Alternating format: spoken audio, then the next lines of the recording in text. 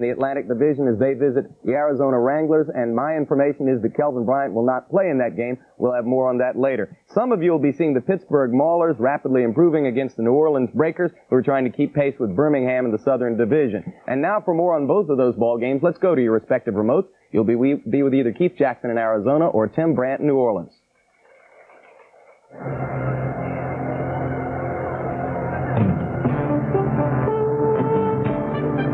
This is week number 7 in the United States Football League.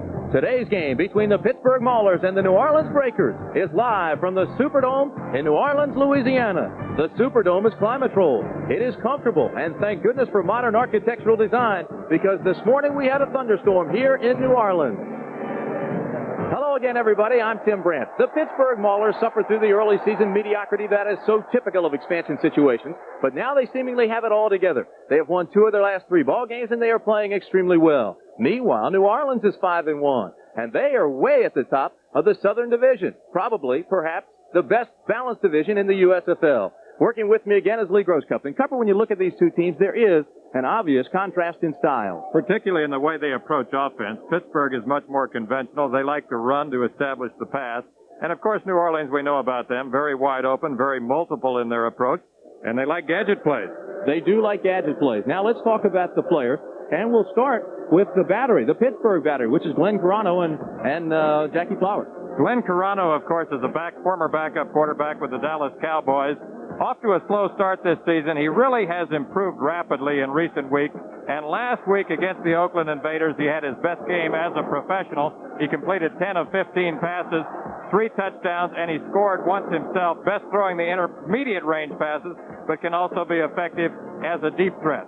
Now, Jackie Flowers, what a difference he has made in recent weeks. 10 receptions in the last 2 weeks. He is averaging better than 20.2 yards per catch, and he scored 3 touchdowns last week against Oakland in that game. He's a big, strong player out of Florida State, and I really like the way Jackie Flowers plays. Now, here in New Orleans, they have what they call the Frankie and Johnny Show. Johnny Walton and Frank Lockett.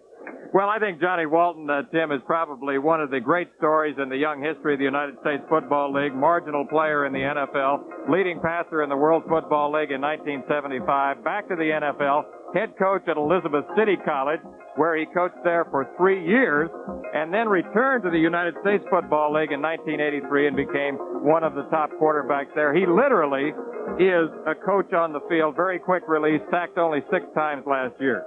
We had a chance to go out to his practice earlier this week. We talked with Johnny, and we asked him what it is that has brought the offense together. Well, I think it's just the cohesiveness of myself, along with the offensive team spirit. You know, we have been together for a year now, and, you know, we somewhat know each other a little better than we did last year. So now all you can do from that point is just build more and more confidence upon each person. And I think right now we're doing some pretty good, successful things because of our confidence factor. Frank Lockett has really been an outstanding receiver for them. Big play man, averaging better than 23 yards per catch. He's kind of the Muhammad Ali of the United States Football League, Tim, because he really exudes confidence. You talk about his confidence. He says there isn't a human being that can cover him one-on-one. The offense is together, and he knows it. It's me with my great speed, I guess, running past corners, and it's Johnny with his great arm throwing the ball deep, you know, in the opening that I can catch the ball and score with it. Well, you know, Frank is not making the small mental mistakes like he was doing somewhat last year. But to keep from making those mistakes, you would have to get experience. And I think last year, because of Nolan France, he did not get an opportunity to play a lot of football. But this year, he's playing, and he's doing the things better and better each week. So we've talked about the passing game. Now, what about the running backs? We've got 3 good ones. We start with Mike Rozier. Heisman Trophy winner last season, constitutes better than 1/3 of their offense. Buford Jordan, Marcus Dupree, of course, for New Orleans. This might be one of the best rookie tandems ever. Okay, New Orleans and Pittsburgh coming up. First, we'll go back to New York. Jim Lampley will have a USFL report after these messages.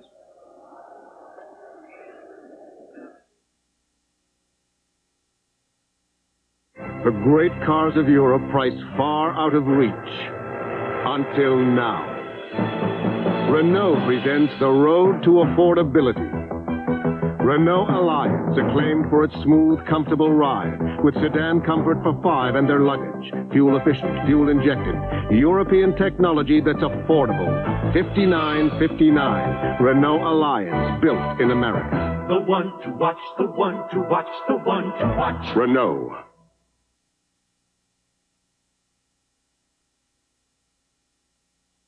I'm Jim Lampley in New York. There are only 3 games being played in the USFL today. The third game today matches the Memphis Showboats and the New Jersey Generals in the Meadowlands. Herschel Walker is still bothered by the shoulder bruise he suffered a week ago, and he will not play according to Generals officials at that game. Monday night, 2 games in the USFL. Los Angeles will be at Pacific Division leading Denver, and today at halftime we'll have a report on the unorthodox coaching methods of the head man at Denver, Craig Morton. And also tomorrow night, the Washington Federals will be in Houston to play the Gamblers. There were 4 games played in the league yesterday, and of course the biggest news is that after 12 consecutive wins against USFL opposition, the Michigan Panthers were beaten by the strong and improving Oklahoma Outlaws. Let's take a look at what happened in this ball game, which was played in a driving rainstorm in Tulsa. Difficult day for both quarterbacks. The big plays were made by the Oklahoma defense. This block punt by Will Coakley tied the game at 7 in the second quarter after Oklahoma had taken a 7-0 lead. Michigan in white got that run back from Coakley for a touchdown, and after a Sidney Thornton 1-yard run put the Outlaws up 14-7, Bobby Hebert found Mike Cobb with that 8-yard pass to tie the game at 14 at the half. But here's the pivotal play of the game. Michigan, after turning the ball over on 8 of 10 second half possessions, saw Bobby Futrell fumble this punt, and after Oklahoma recovered the football, Efren Herrera came on to kick a 32-yard field goal on the last play of the game to give the Outlaws a 20-17 victory, which was the first loss of the year for Michigan. Bobby Hebert in that ball game only 13 of 34 for 121 yards and 4 interceptions, and obviously Michigan greatly missed its outstanding wide receiver Anthony Carter, who's out with a broken arm. San Antonio's gunslingers went to Chicago to play the Blitz yesterday, and after a victory over Washington a week ago, the Blitz were able to make it 2 in a row as they barely got by San Antonio. Opening possession of the ball game, Vince Evans threw this touchdown pass to Larry Canada from 6 yards out. That made it 7-0 Chicago, and it stayed that way until Rick Neuheisel's 12-yard pass to Glenn Starks tied the game at 10 with 29 seconds left in the fourth quarter after Chicago had led all the way. But the Blitz rebounded and came back in overtime. Vince Evans' 8-yard pass to the technical wizard Chris Haynes with 5:35 gone in overtime gave the Blitz a 16-10 victory. Attendance problems remain in Chicago, only 9,412 viewers at Soldiers Field. Oakland was at Tampa Bay, and it was a different story there, where the Bandits drew 58,777 fans for a Bandits record, and they saw a good ball game for Tampa Bay, which needed a win after its first 3-game losing streak of its short history. First quarter, Gary Anderson scored on this 1-yard run, 6-0 favor of the Bandits, and after the missed extra point, it remained 6-0. Fred Bassana had another tough game. He was sacked 6 times in the ball game, and the Tampa Bay defense also limited Oakland to 42 yards rushing. John Reeves was the starter again in place of Wayne Peace. That Reeves to Trevelyan long pass in the second quarter set up Anderson's second TD. 2-point conversion made it 14-0 Tampa Bay at halftime. Third quarter, more of Reeves to Trevelyan. That made it 21-0, and Tampa Bay went on to a 24-0 victory. There was another big crowd of well over 40,000 in Jacksonville across the state to watch the Birmingham Stallions, one of the strongest teams in the league, take on the hard-luck Jacksonville Bulls. And this was another close ball game. It was tied up at 10-10 in the third quarter when Jacksonville went on top, got a 17-10 lead on this Mapu to Marvin Lewis 4-yard touchdown pass. But the Stallions came back, Cliff Stout finding Jim Smith from 38 yards out to tie the game at 17 with 6 minutes left in the fourth quarter. Then the big play of the game, an interception by Herb Spencer against Robbie Mahfouz, and the Bulls are rapidly gaining identity as one of the hardest luck franchises in the league. Spencer's interception set up a 5-play, 42-yard drive that was capped by Joe Cribbs' 11-yard run. The Stallions ultimately winning it 24-17. Cribbs in the ball game, 25 carries, 134 yards, and of course, the winning touchdown to bring Birmingham to 6-1 on the season. New Orleans can tie them atop the Southern Division with a victory today. Let's quickly take a look at what the standings show. Atlantic Division, New Jersey and Philadelphia tied at 5-1. Both teams play today. Southern Division, Birmingham 6-1. New Orleans can tie them with a victory today over Pittsburgh. In the Central Division, Michigan now just 1 game ahead of Oklahoma after yesterday's loss. And in the Pacific Division, the Denver Gold on top by 2 games, and they play the Express at home tomorrow night. The biggest story of the day in sports yesterday was Jack Morris's no-hitter against the Chicago White Sox, the team many have picked to go to the World Series. Morris was in control all day despite 5 walks, and we're going to see a little of the action from that game. In the second inning, Chet Lemon hit a 2-run home run to provide, of course, all the offense that Morris would need on his way to the 4-0 Detroit Tiger victory. A key defensive replacement late in the game, Dave Bergman entered at first base and made some big plays, including this stop in the 8th inning to help preserve the Morris gem. And on the last out of the game, Morris got a check swing strikeout of Ron Kittle. It was the second no-hitter against the White Sox in their last 7 regular season games.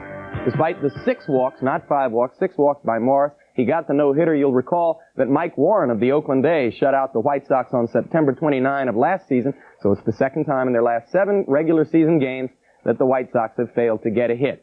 Immediately following this message, you'll be going back to Tempe, Arizona with Keith Jackson or New Orleans with Tim Brand. This camping trip was a good idea. Yeah, it sure is relaxing. Peaceful. Groovy. Kinda dark, though. Man, I'm getting thirsty. Yeah, let's have another light beer from Miller. Lights, less filling! Less filling! Less filling! What was that? The creature. What creature? Well, legend has it that a horrible thing stalks these woods. Oh, Mickey! And it comes out when the moon is full. What does this creature look like? It walks on 2 legs, but it isn't human. It's got big eyes that bulge out and... It's the creature! Hey, guys, where you going? Hey, guys, where are the marshmallows? Light beer from Miller. Everything you always wanted in a beer, and less. Come on, it's after us! Man, did you see that thing?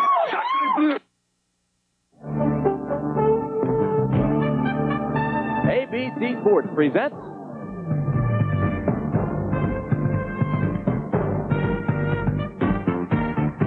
live from the Superdome. It's the 7th week of the United States Football League. Today's game has Mike Rozier and the Pittsburgh Maulers against the 5-1 New Orleans Breakers. It's the USFL.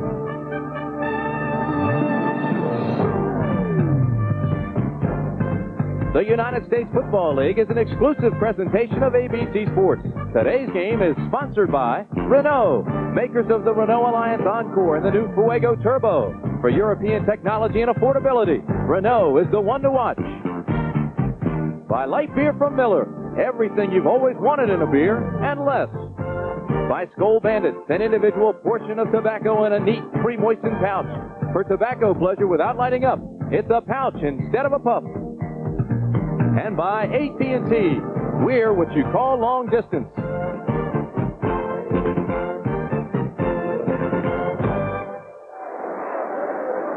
This is the spacious Superdome in New Orleans. The 2 teams today, the Pittsburgh Maulers and the New Orleans Breakers. Pittsburgh is 2-4. They've won 2 of their last 3 ball games. We mentioned the early mediocrity, but now they're coming around and playing quite well. You see their record as you look now at New Orleans, 5-1, their first loss last weekend to Birmingham. Tim Brandt and Lee Grosscup with you. The weather inside is a constant 68 degrees. The feeling here is electric. The capacity of the Superdome is 69,658. They are expecting nearly 50,000 here for this ball game this afternoon. And it could be a good one, Cupper. You know, an interesting thing about the crowd here is that weather sometimes, bad weather, sometimes helps the walk-up. Because there's so many things to do in New Orleans, people, instead of going to the beach today, may come to the Superdome. It rained hard this morning. We had thunder and lightning. It has now stopped, but there are showers predicted for this afternoon. It will not affect the play inside, however. It is an artificial surface, a very fast track. They had a wrestling match in here last night, took the artificial surface up. Now they have it back down. It is hard, but it is fast. Some of the players to watch today. Mike Rozier, the Heisman Trophy winner. 90 yards last week. Big ball game in the win for the Pittsburgh team. On the other side of the line of scrimmage, when New Orleans has the football, Marcus Dupree is the big man to watch there. A couple of good quarterbacks. This is your kicker, Tim Mazzetti. He's a good one. Had a couple of short kicks last week. They were trying to just kick it over the front line like an onside kick and get the ball back. William Miller, number 22, is the return man. He's out of Washita Baptist. Amos Lawrence, Johnny Durden are also there. They are the upbacks. Tim Mazzetti's quite a story. He was the bartender that went and played down in Atlanta. Made history on Monday Night Football on ABC.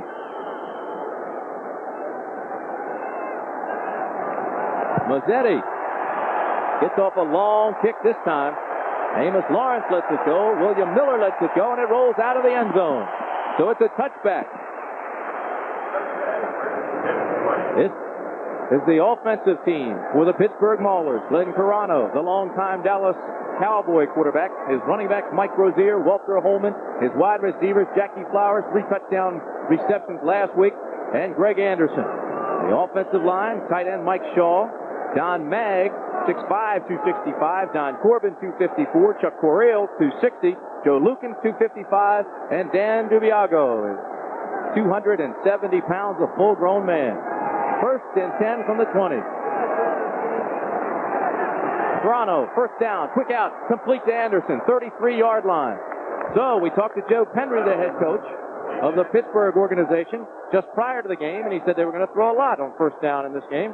New Orleans defensive line, Mike Robinson, Jeff Gaylord, Darrell Wilkerson. 3-4 is what they run. We expect to see a 4-man front as well. Needham, Merrick, Williams, and Phillips are your linebackers. The defensive backs, the makeshift, since they have so many injuries. Jones, Miller, Johnson, and Smith. Eric Johnson, Tim Smith are replacements in this ball game. Joe Restick is out with an injury. Toronto, same play, right side to Flowers. And it's close to another first down. Jackie Flowers, 3 touchdown passes he caught last week from Toronto. Tim, you made a good point moments ago. They're going to go right to work on this inexperienced secondary. Number 23, Lindell Jones, covering Jackie Flowers on the sideline cut. Glenn Carano will be throwing the ball a lot on first down.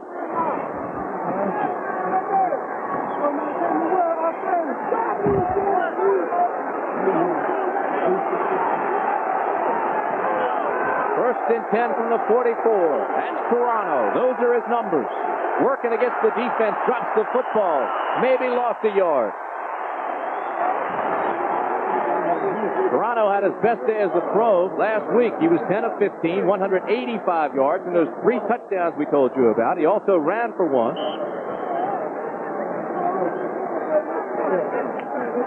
Toronto has a completion rate of 56%. This is a look at the defensive secondary of New Orleans, and no wonder that Glenn Carano is going right to work. Second down from the 44. New Orleans now puts 5 men up, shows the blitz, doesn't come with it, and this is Rozier, left side. Mike Rozier goes down and looks into the crowd. The stop was made by Jeff Gaylord. Harbison, Wilson, and Joe Restick all out of the defensive secondary today. 3 of their best athletes. Harbison may play, but he's doubtful. So we have Miller, Smith, and Johnson back there. 3rd and 9 from the 45. Flex formation, 3 receivers, 2 split backs. This time the Breakers show blitz again. Toronto under pressure, backside, has time, now throws. Jackie Flowers, first down, Pittsburgh. Lindell Jones made the stop on Jackie Flowers. This is what Glenn Carano does best. I said it at the top of the show. Jackie Flowers, number 84, the wide receiver on the right, running a hook route, and look how he comes back to the football. They're going right to work on number 23, Lindell Jones. In isolation now, look at this man, because I think he's a good one, Tim. He's out of Florida State playing for Bobby Bowden there. Look how he comes back toward the football. He will catch in traffic. He led Arizona last season with 63 catches. Toronto this time loads and goes deep, intended for Flowers. Incomplete, thrown out of bounds. Jackie Flowers, 10 receptions in 2 games with 4 touchdowns for 202 yards. He is an impressive receiver. Jackie Flowers and Lindell Jones were teammates last year at Arizona. when the team became the Chicago Blitz. Of course, Jackie Flowers kind of got lost in the shuffle, but frankly, Tim, I'm surprised that the Blitz waived him, because I've always liked this guy. I covered him at Florida State when he was a key receiver for Jimmy Jordan and Wally Woodham, one of the most famous quarterback tandems in NCAA history. This is 2nd and 10. Flowers acquired in a trade with Chicago March 20th. Mike Rozier looks for help on the right side. Blocking breaks down. Picks up a couple. Jeff Gaylord. Good pressure there. He's a mainstay on the defensive line is Jeff Gaylord. 1981 All-American in Mississippi.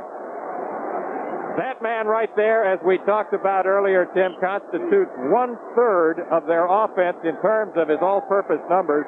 He has 19 receptions. If he catches one more pass, he will equal his 3-year output during his days at the University of Nebraska. Most prolific rusher in Big 8 history, surpassing the old mark held by Terry Miller.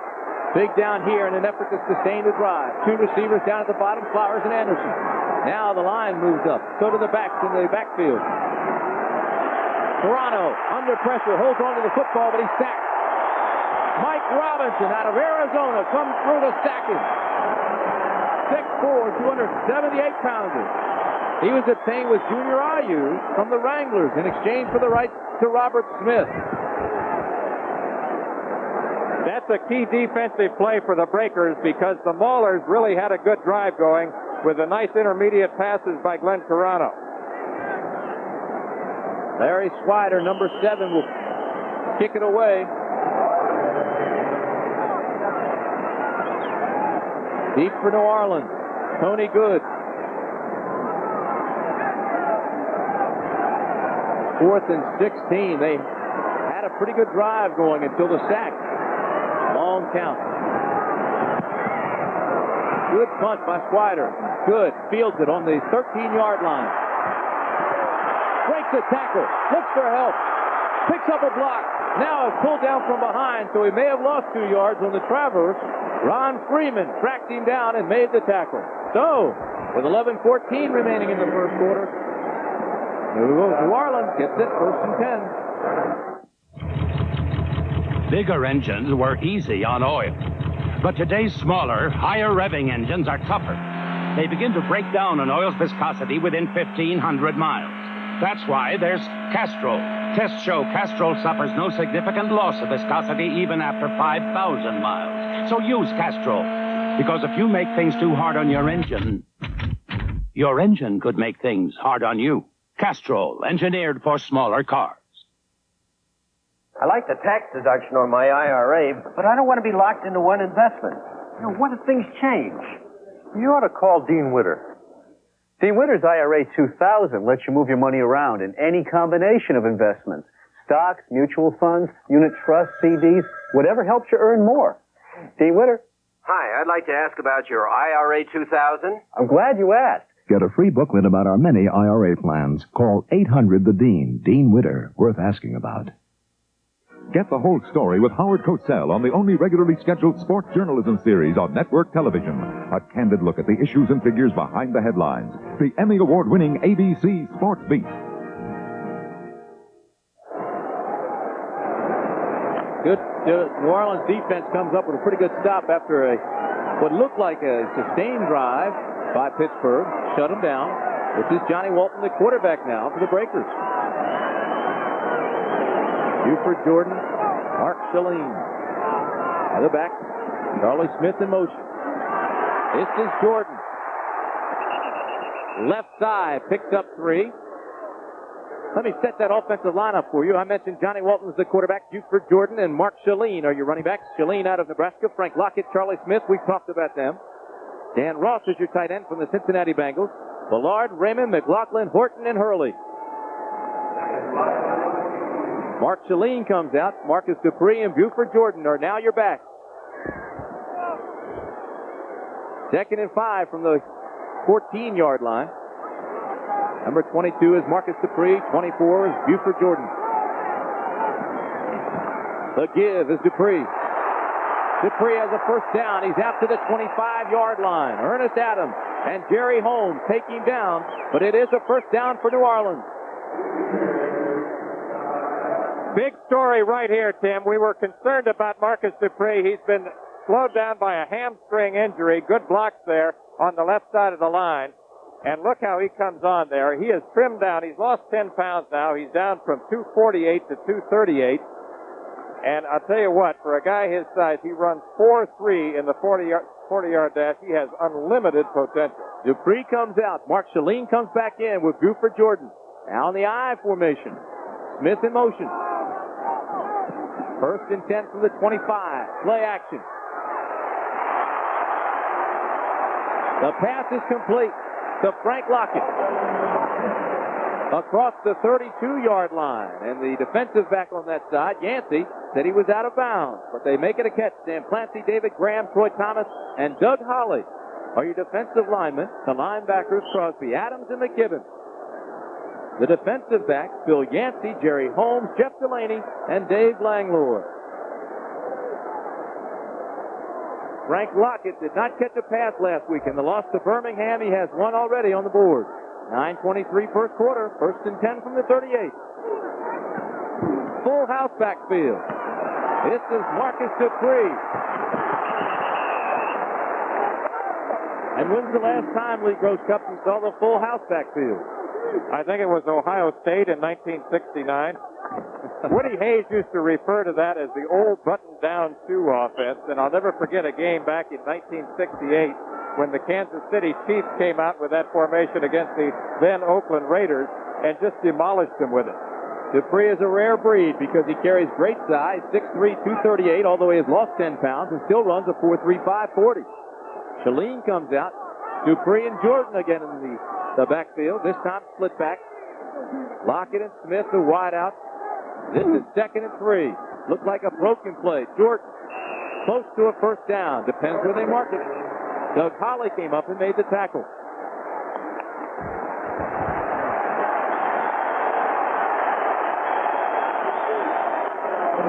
Lockett and Jerry Holmes going after it. Tempers will flare in this one. Pittsburgh, a physical ball club, an aggressive defense. They fly to the football. There's a lot of talent right there when you talk about Lockett going against Jerry Holmes. Holmes has a reputation of being one of the more physical cornerbacks in all of professional football. Now we see Tony Good in the backfield for the first time. Dupree comes out, the 2 setback group for Jordan and Tony Good. Again, Smith in motion. Walton to throw on 1st and 10 across the middle. It's complete. This is Jordan down to the 30, the 29-yard line.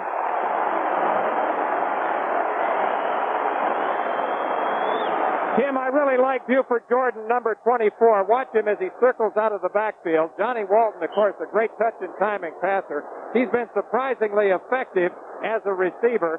He was the best rusher in Louisiana collegiate history during his days at McNeese State. His nickname is Blue Thunder.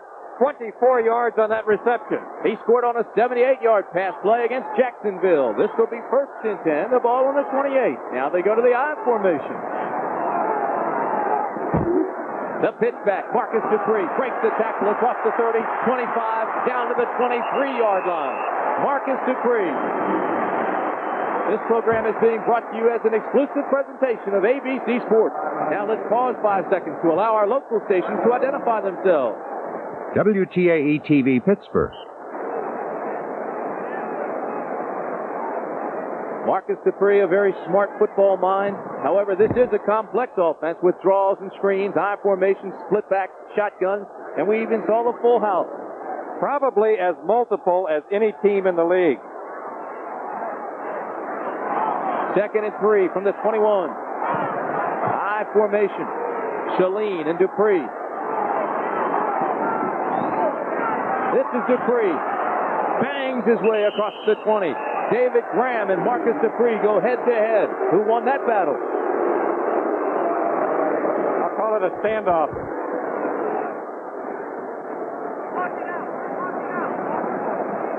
There's Dick Corey, last year's Coach of the Year. He is an emotional, genuine, warm coach who cares about his players. You know, and he's been around coaching for an awful long time. Not only did he work as Dick Vermeil's assistant in Philadelphia with the Eagles, but he worked with John Ralston, was a head coach in the World Football League. He was a high school legend in California, where he coached Mater Dei High School to a phenomenal 96-9-3 record in the late 1950s. 3rd and 2 from the 20. The fake. The pass. It's caught! Buford Jordan with a spectacular catch.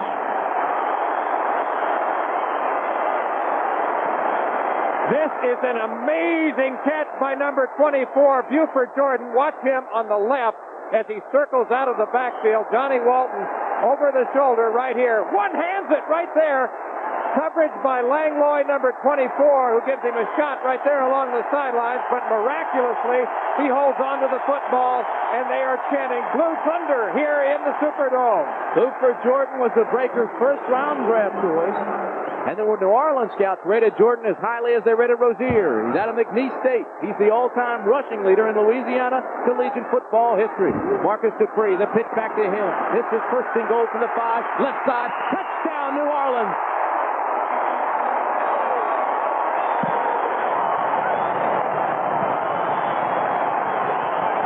Marcus Dupree, a great block by Mark Chalene. Watch number 25, Mark Chalene out of Nebraska, the lead block right there, and it springs number 22, Marcus Dupree, who has to outrun Jeff Delaney, number 41, into the end zone, and what a drive by the New Orleans Breakers. Mark Chalene ran for 450 yards last fall with Nebraska, but more importantly, he was the blocking back for Mike Rozier, the Heisman Trophy winner. He had 9 touchdowns, most ever by a Nebraska fullback. It's this Tim Mazzetti on to attempt the extra point with 5:24 left in the first quarter. So after stopping Pittsburgh, New Orleans comes roaring back, and they score to make it a 7-0 ball game with 5:24 first quarter. You know people like us. We're teachers, firemen, people just like you. These are the uniforms we wear at work. But these are the uniforms we wear when we serve part-time in the reserves and the National Guard. You see, in the reserves and the Guard, you not only serve your country, you're part of a first-rate team, training alongside real buddies. Yet while you serve, you can live at home and keep your full-time job.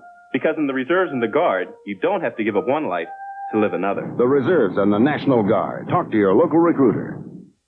IBM introduces PC Junior, a bright little addition to the family. Junior comes with bright computer ideas, like a keyboard that doesn't need a cord. You can get easy-to-use software like word processing, games and graphics your kids won't believe, plus a starting price you won't believe. And with easy-to-add options, Junior can grow up real fast. PC Junior, new from IBM. New Orleans 7, Pittsburgh nothing. Marcus Dupree scored the touchdown, but the big play was made by Buford Jordan, making a spectacular catch down deep in Pittsburgh territory. And as you look at the drive, they went 91 yards in 10 plays, taking up 5 minutes and 50 seconds. That is so important because they are a big play team, and they also used up some time on the clock, and they were very multiple in their approach during the entire drive. They even showed us the full house backfield at one point, the old button-down shoe offense. You saw Tim Mazzetti, number 5, ready to kick off. The deep man is William Miller, 22. He's surrounded by Johnny Durden and Amos Lawrence. This will be famous Amos Lawrence out of North Carolina across the 20 to the 24. Flags fly and tempers flare. Famous Amos Lawrence, of course, only one of 2 players in NCAA history to rush for 1,000 yards in 4 consecutive seasons. The other, of course, being the legendary Tony Dorsett during his days as a Heisman Trophy winner at Pittsburgh. Just as impressive as that is the fact that he rushed for 100-plus yards in 24 games at UNC, and the Tar Heels were 21-2-1 in those games. Also assisted during the Super Bowl season of 1981 for the San Francisco 49ers, was second in the NFL in kickoff returns that year, returning one of those 92 yards for a touchdown. You know, Tim, in Marcus Dupree, Mike Rozier, and Amos Lawrence. On the return, holding, number 56. First down. I was about to say that in Lawrence Rozier, and Dupree. You have three of the finest runners in the NCAA. Of course, Dupree, his career was cut short at Oklahoma, but certainly potentially you have three great ones there. And Buford Jordan, his numbers are impressive. So they back Pittsburgh up after the holding penalty. This is Mike Rozier around the right side. Marcus Merrick, the linebacker out of Ohio State, comes up to make the tackle. Let's go downstairs now. Working the sidelines for us today is Jim Bergamo, and right now he's standing by with Marcus Dupree. All right, thank you very much, Jim. Marcus, this is the first game you and Buford have been working together in the backfield. Obviously, it's working well. But it's going pretty good. We got enough backs, some good backs to put in there, and it really doesn't matter who's in the backfield. How about you're obviously fully recovered from your hamstring, it would indicate.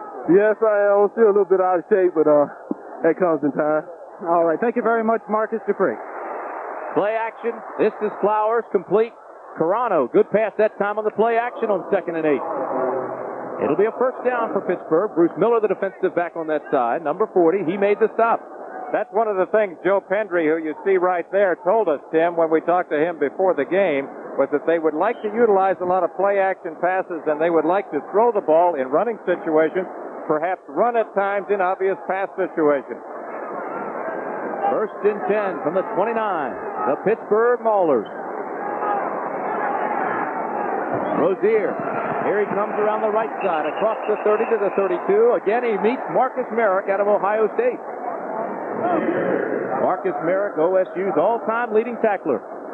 Marcus Merrick, number 56, the inside linebacker, leading tackler on the team last year, leading tackler on the team again this year. You see why. Look how he is in perfect position, fills the hole, puts his helmet right on the numbers, and drives clear through him.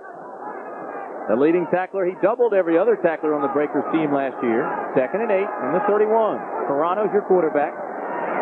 He's looking for Anderson. Now he drops it underneath to Mike Rozier, and Rozier is hurt. Could be a late hit. There is a flag.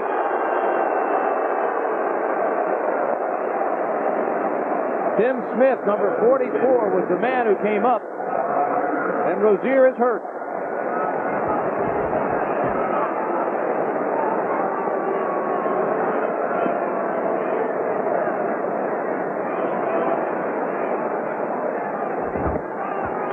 Mike Rozier, Heisman Trophy winner, Walter Camp Player of the Year. Personal foul. Number 51, defense. First down. They called it on number 51. That's Lawrence Williams. Lawrence Williams, the inside linebacker, number 51, is called for a personal foul. There it is right there. Pretty obvious. It's spearing, using your helmet as a weapon. You can't do that. The score, New Orleans 7, Pittsburgh nothing. Denerex versus Selsun Blue. This side here, I've got a tingling sensation on my scalp. Feels good.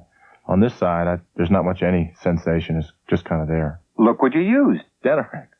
Feels good. This is the side that was tingling. Each shampoo has one medicine for dandruff. Only Denerex adds extra anti-itch medicine many dermatologists recommend. The tingling felt like, hey, it's happening now. Selsun Blue's lost a customer. I'm a Denerex man. Denerex shampoo or shampoo and conditioner fights dandruff and its itch.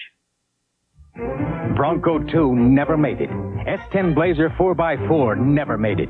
No four-wheeler ever made it. Until the new Jeep Cherokee Sport Wagon became the first to win all 3 4x4 of the Year awards. And Jeep Cherokee has more horsepower per pound than Blazer, and higher mileage than both. And only Cherokee has a choice of 2 or 4 doors and room for 5. Get triple award-winning Cherokee performance or the luxury of the new Wagoneer, only in a Jeep. Tomorrow, Johnny Carson hosts the 56th Annual Academy Awards live.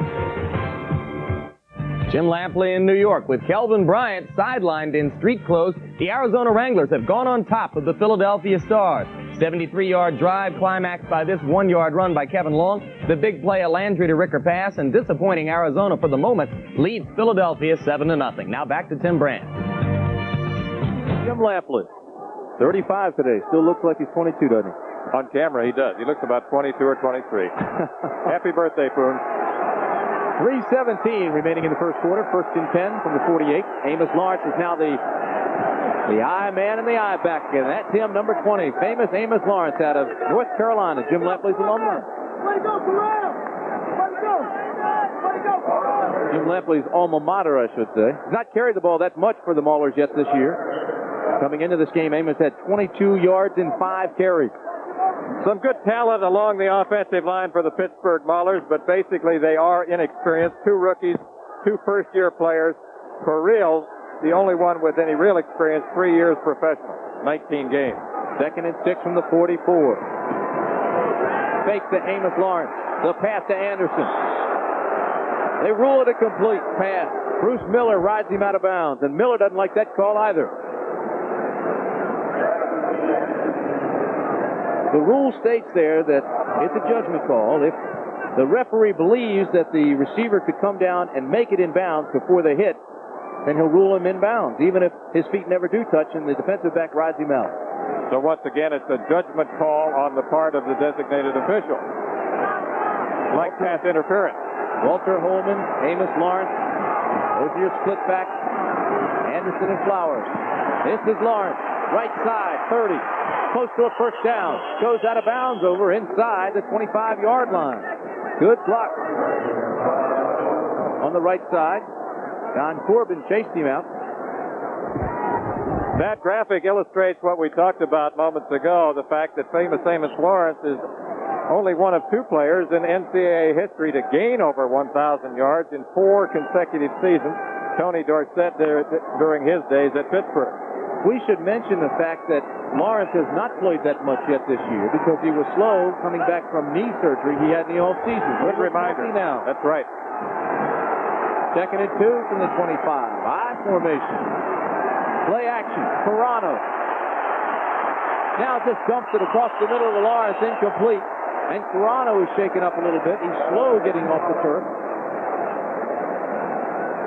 If the Mauler offense looks a little bit similar to the Philadelphia Stars offense, who we saw last week, it's because Joe Pendry was the offensive coordinator last year under Jim Mora for the same Philadelphia Stars. They like to establish the run. They like play-action passes. You look at Carano's numbers right there. We talked to Pendry about Carano. He said the key is that he's getting to play now, and he's improving week by week because he is playing. Mike Rozier comes back into the ball game. 2 tight ends, Al Kimachik and Mike Shaw. High formation on 3rd and 2. Rozier, right side, first down. Jeff Gaylord came up to make the stop.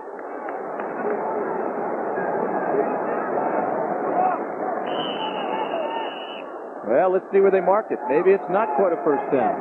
Yes, sir, it is. First down, Pittsburgh. So in a way, Glenn Carano is somewhat like Chuck Fusina at Philadelphia. Chuck Fusina, you remember, improved steadily throughout the 1983 season. I think he's even sharper now in 1984 because of the fact that he has had a full season of professional football under his belt. You make an outstanding point. You have to play to build the confidence, and with the confidence comes your sharpness. Absolutely. So, Pittsburgh now inside the 25. First and 10. Rozier breaks the tackle. 15, 10. Down to the 9-yard line before Lindell Jones catches him. Good block by Don Corbin. They've been following Chuck Corral, Don Corbin, and Don Maggs on that right side of the offensive line. Split backs here, and watch number 30, Mike Rozier, as he comes around on the sweep. Good blocking up in there. He breaks the tackle right there. And look at this. He is a north and south runner. A lot of people think of Mike Rozier as a juke stepper, as a fancy Dan type runner.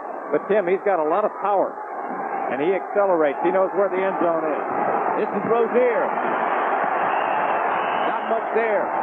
Good defense. Jeff Gaylord, Mike Robinson, Ben Needham all come up along with Darrell Wilkerson.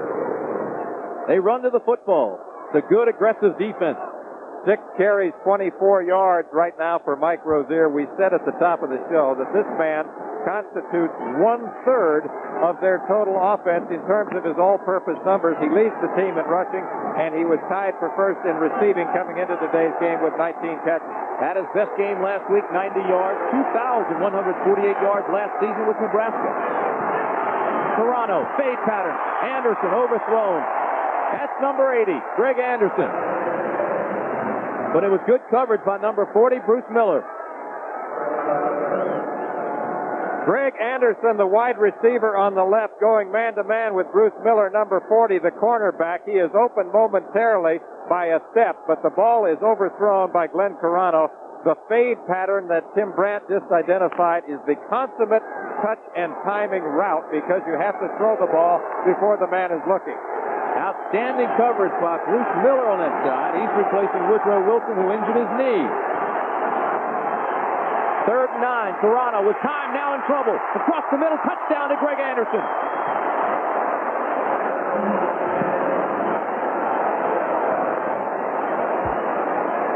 Carano had backside pressure, maintained his composure, stayed in the pocket, and drilled it across the middle to that man, number 80, Greg Anderson.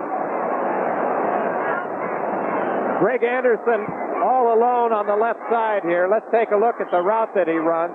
He comes down, makes a little move on Miller, number 40, and breaks it back inside to the post pattern.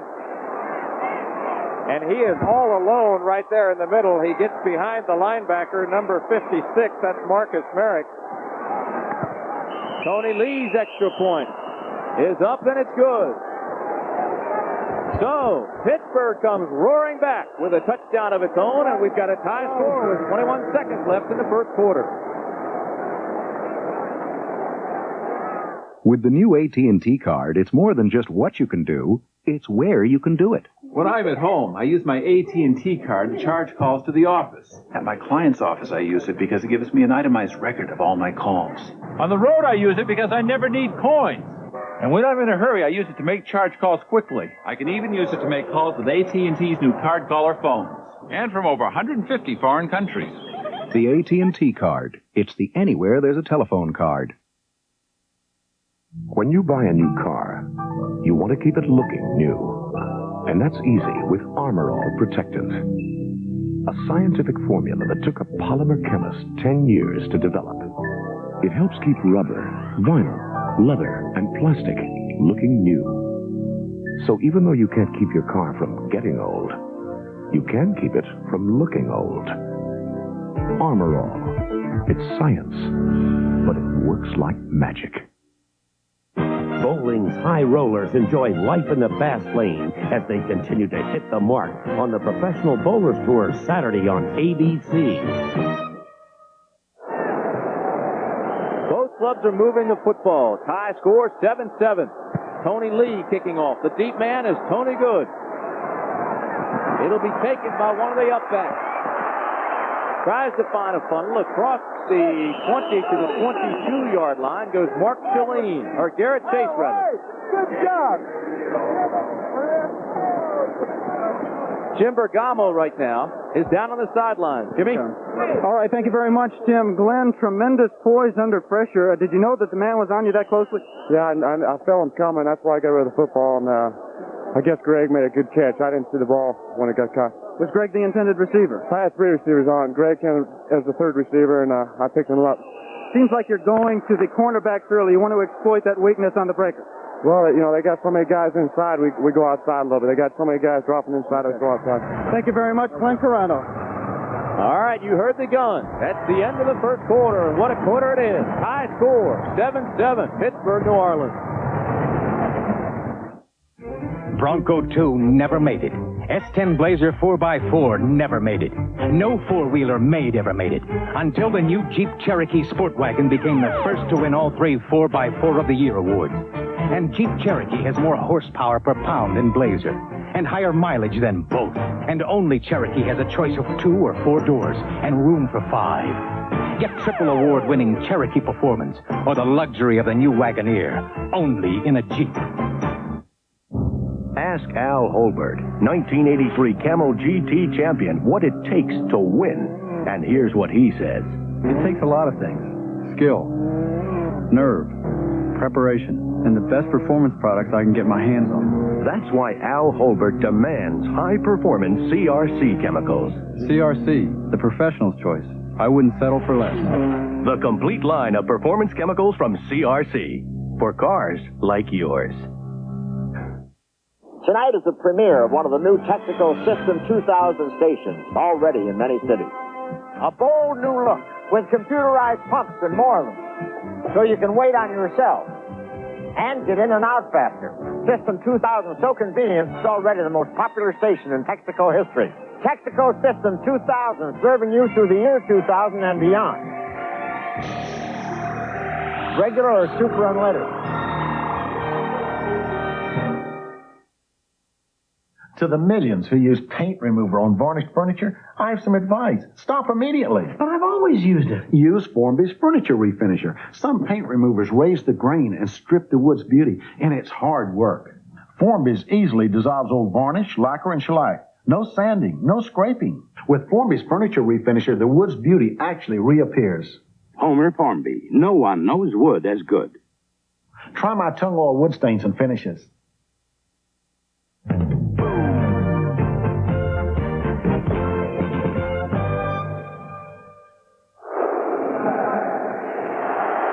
We mentioned that New Orleans had lost its first game last weekend to Birmingham. The same thing happened last night to Michigan. Michigan lost 20-17 to Oklahoma. Here at the Superdome, just underway, second quarter, Tim Bradley, Gross Cup. First and 10, New Orleans from the 24. Johnny Walton under pressure across the middle, has a man. To the 42-yard line goes Charlie Smith.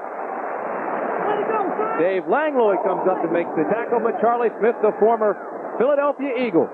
Tim, we look at the first quarter numbers, and we've talked about what a great game we have going here at the Superdome. Look how close everything is. You look at all of those numbers, and what registers is closeness. Total yards 103 to 91, and time of possession, only 2 minutes separate the two teams there. Pittsburgh in a commanding role. We just saw the quick release of Johnny Walton. That's why he does not get sacked that much. He had 135 straight passes without an interception until last week. Then Chuck Clanton of Birmingham picked off 3. This is Dupree. And Dupree goes down. Ernest Adams and Mike McKibben come across and take him down.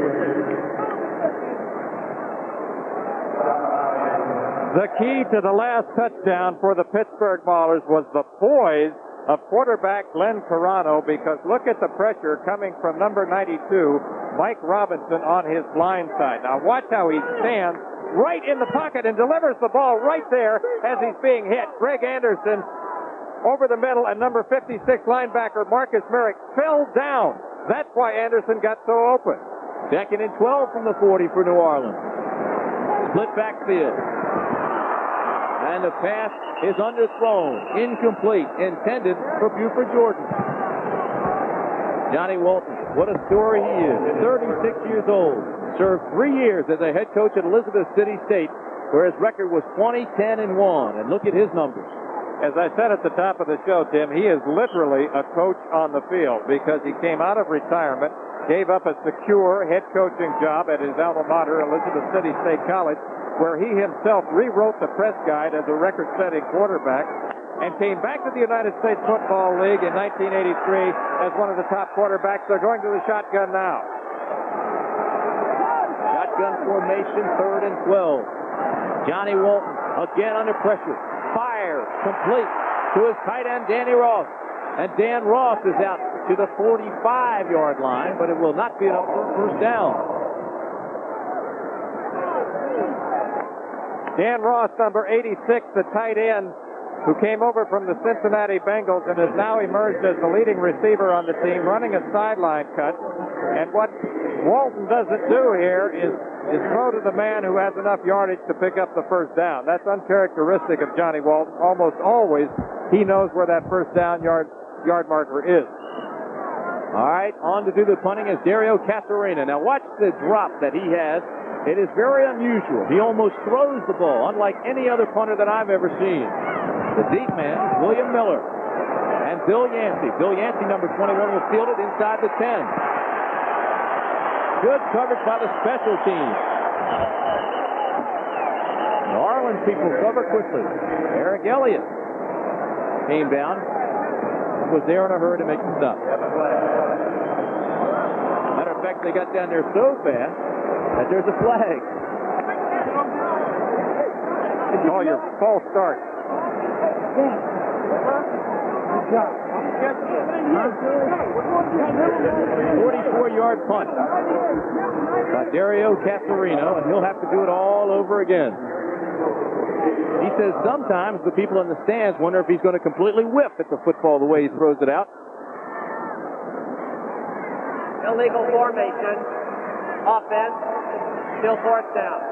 Well, we thought it was a false start, but the call is illegal formation, so we're going to get to watch Dario Casarino, the 6'7" punter. He is the tallest punter in the United States Football League, and as you pointed out, he has an unusual drop. He's trying to modify that drop, but it's still kind of unusual. Let's watch. He also weighs 242 pounds, just throws it out there. Bill Yancey calls for a fair catch and lets it go. And a bad decision on his part as it rolls inside the 10 to the 6, and it continues to go down near the 5 before it is finally touched. Well, Jeff Gaylord just stood there and waited for it to stop. 7-7's our score, 12 minutes left in the half. As a relief pitcher, everybody thought I had it easy. See Pat here? He'd pitch his heart out for 8 innings or so, and then I'd come in, toss 3 or 4 pitches, and walk away with a win. But I had to train just like the rest of us. Yeah, well, I still like to keep in shape, and I drink light beer from Miller. See, light's less filling, and light really tastes great. Will you just let me finish? Why? You never let me finish. Light beer from Miller. Everything you always wanted in a beer, and less. Let me finish that for you, Sparky. I am convinced that we can build a personal computer that Compact Computer was born in a coffee shop. 3 men with an idea for a personal computer that would simply work better. It should run thousands of programs. Be rugged, powerful as well as portable. I got it. Maybe even a hard disk. I've got an idea that just might let us do that. The next year, Compact became the most successful new company in the history of American business because they were right. How about some coffee? It simply works better. Compact. Knockout artist Mark Freeland and super heavyweight Tyrell Biggs defend their titles in the World Amateur Boxing Championship Challenge. Plus a dynamic pack-style speed skating competition on ABC's Wide World of Sport Saturday. Jim Lampley again in New York. After a touchdown pass from Sight to McConaughey had gotten the Generals on the board early, Memphis came back to tie it. Walter Lewis scrambled for what seemed like a full week before hitting Gyro Panoranda, one of the greatest football names of this or any other year, with the touchdown pass that has tied it at 7. Gyro Panoranda. You heard it right, Tim Brandt. 7-7 in New Jersey.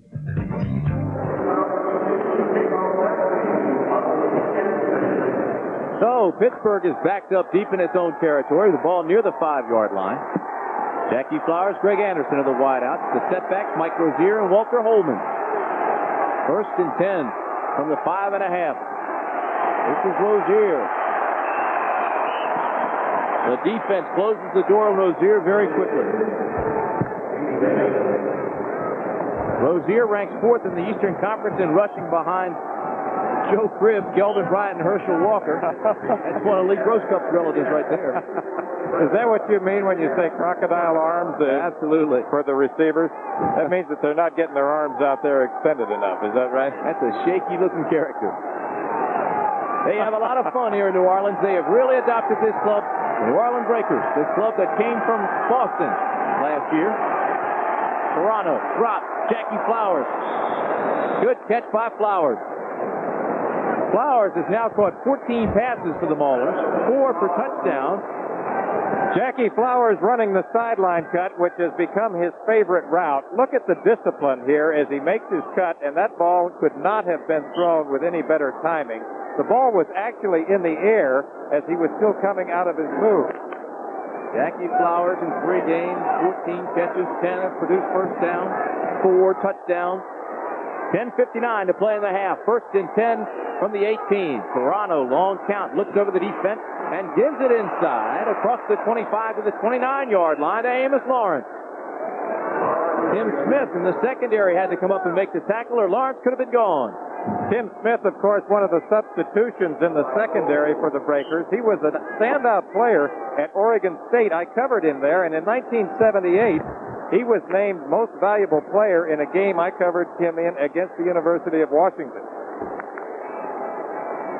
You know, famous Amos Lawrence also played, as you mentioned, in that Super Bowl game when the 49ers won 26-21 over the Cincinnati Bengals.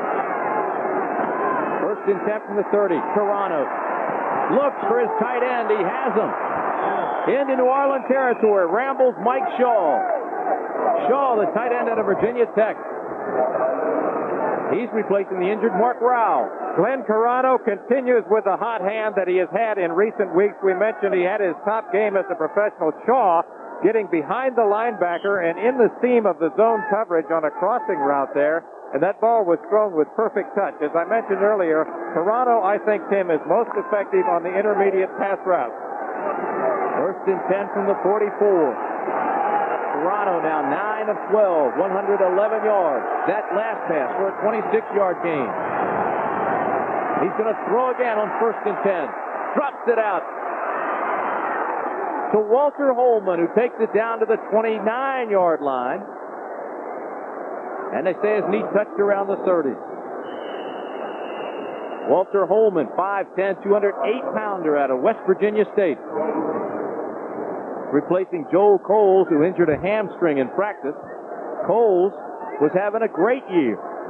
He's the former running back from Penn State whose playing time in college was limited because he played behind Kurt Warner. But has worked his way into the Maulers backfield with some solid blocking for Rozier. Well, we have an injury. That's Ray Phillips. And while there's time out on the field, why don't we take one as well with the score, Pittsburgh 7, New Orleans 7. Come on in. Take a seat. We're gonna tell you what the big boys eat. Name is Weedy Chick-a-Wee. Now you know what the big boys eat. Hello, milk. Come on in. Jump in, berry, have a swim. Wheaties, not too sweet. Now go tell your mama what the big boys eat. Part of your good breakfast. If you're a smoker, inside this little can is a legitimate alternative. This is Skoal Bandits, an individual portion of wintergreen flavored tobacco in a neat, pre-moistened pouch. What you do is put one between your lip and gum. What you get is great tobacco taste without lighting up, and you can enjoy it wherever you are. If you're a smoker, try Skoal Bandits. 20 pouches to a can. Take a pouch instead of a puff. Knockout artist Mark Freeland and super heavyweight Tyrell Biggs defend their titles in the World Amateur Boxing Championship Challenge. Plus a dynamic pack-style speed skating competition on ABC's Wide World of Sport, Saturday. Ray Phillips is apparently okay. Just took a pretty good lick to his head. He has come out of the ball game. Mike Brewington comes in and replaces him at linebacker. It is first and 10 from the 30 for Glenn Toronto. 9 minutes remain in the first half. Mike Rozier is set back along with Walter Holman. Flowers and Anderson. We're wide out. 3-step drop. Quick pass. Greg Anderson. First down. He's close to it. Bruce Miller came up and made the stop. Right now, let's go to New York. Here's Jim Lampley. Well, Tim, the Generals have retaliated for the Gyro Penaranda touchdown, coming back on a sight to Clarence Collins' TD throw, 30 yards on the pass and run. New Jersey now back on top over Memphis, 14-7. It's up to Lewis and Penaranda to answer that. Now back to Tim Brandt in New Orleans. Okay, Lamps, thank you. Here we've got a pretty good ball game going. Pittsburgh driving again against New Orleans. It's tied 7-7. It's his 2nd and 1. That's Rozier. Has the first down. Mike Rozier. Lawrence Williams comes up and made the tackle, but not before the big guy from Nebraska made the first. That was a saving tackle because Rozier really spun out of there, and it looked like he was on his way, and Lawrence Williams, number 51, grabbed Rozier down by the ankle. I think Rozier is really improving here in recent weeks, and part of that is that he had to replay himself back into shape after the season he had with Nebraska. First and 10 from the 16. You know, Rozier led Nebraska to a 12-0 regular season record last year. Keep in mind, certainly, not to take anything away from Miami's great performance in the Orange Bowl, but Rozier set out the entire fourth quarter of that 31-30 Orange Bowl loss after spraining his ankle. Important point.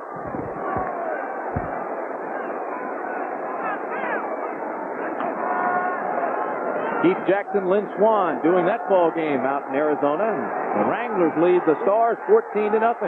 Kelvin Bryant not playing in that ball game, but the Wranglers just smothering the Stars. 2nd and 11 for the 17. Toronto. Mix up. Anderson came inside. Toronto threw outside. Total domination of the Philadelphia Stars by the Wranglers. They tell us that Philadelphia has only 7 total yards in the game thus far. And that is a complete reversal of what we saw last week. You and I covered the Philadelphia Stars against the Tampa Bay Bandits.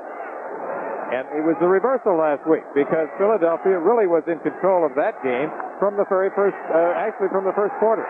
Keep in mind, Kelvin Bryant accounts for more than a third of that offense. If he's not playing, they lose a lot of power. It's 3rd and 11 for Toronto. New Orleans brings the blitz. Interception. That's Eric Johnson. Eric Johnson, number 37. He's out of Washington State, has been the nickelback, but he's substituting for Joe Restick, who is out with an injury. The pass was intended for Greg Anderson. Greg Anderson trying to come over the middle. You see the double blitz right there. The pressure applied from the secondary. And there is number 37, Eric Johnson, stepping in front of Greg Anderson with a key interception for the Breakers. Did it one-handed, stopped the drive, and the score remains the same, 7-7. I crushed a lot of quarterbacks in my day, and I'm real sorry. So I wrote this letter. Dear quarterback, I apologize for the way I treated you. Please let me buy you a light beer from Miller. Light's my beer because it tastes great. I'm sure it's yours, too. Because you little guys can't afford to get filled up. Hope to see you soon. Sincerely, L.C. Greenwood. Light beer from Miller. Everything you always wanted in a beer. And less.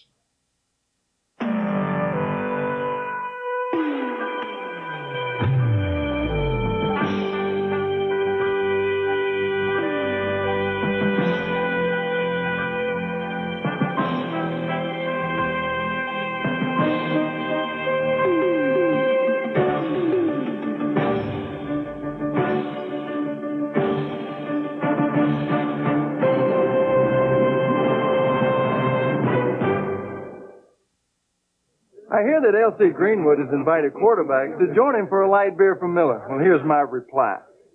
Dear L.C., I accept your gracious offer. A quarterback is far too intelligent to turn down a light beer because it's less filling and it tastes great. Even you big, clumsy linemen know that.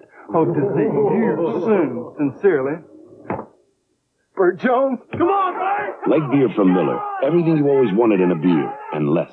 How'd he do that? From the Superdome in New Orleans, Louisiana, we've got a good crowd, we've got a good ball game. New Orleans in blue with the football goes to an I formation. This is 1st and 10, the ball on the 8.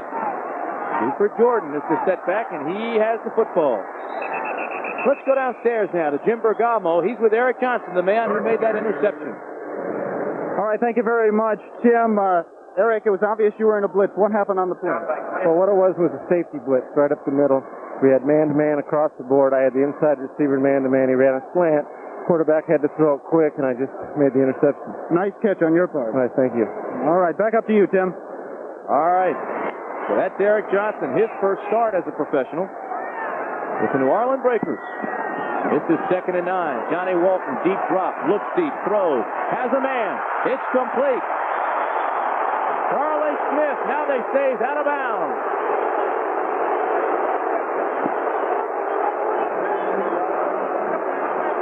Well, Charlie Smith doesn't like that play. Charlie Smith, number 85, is running a sideline cut, a deep sideline cut. Now remember, this is a 2-foot league, and 2 feet must be in bounds. They were. All right, let's look again. One. Drag. He tapped it. He tapped the right foot. That is a catch. Bad call. Absolutely. That brings up 3rd and 9 from the 9. Walton goes to the shotgun formation. Sends everybody wide. Tight end in motion. Give inside. Too much time. Flag fly. That's Tony Good, number 31, who was the ball carrier, but that's after the whistle. Offense. False start on Dan Hurley.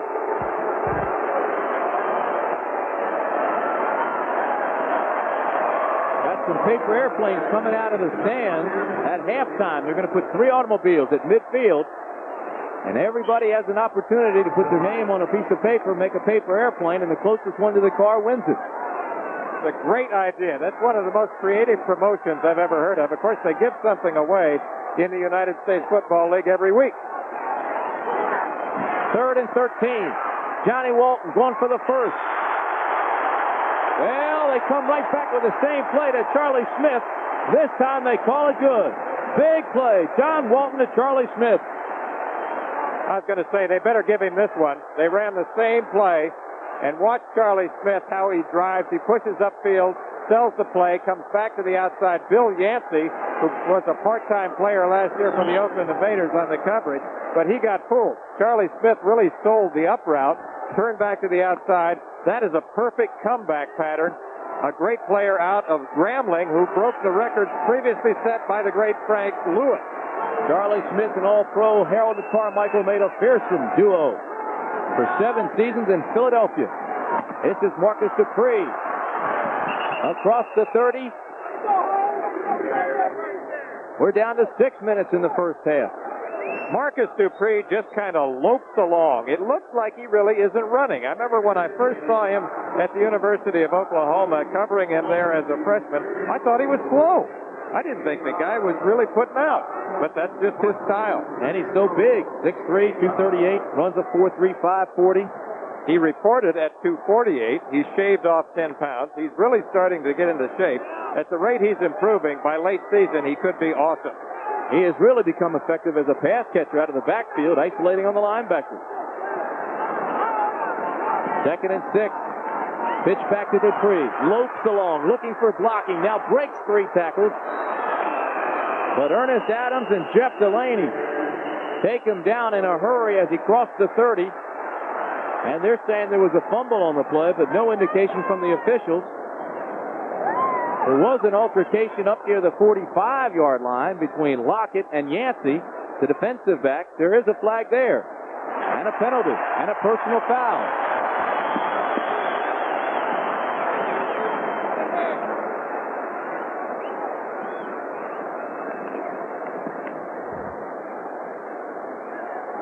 Well.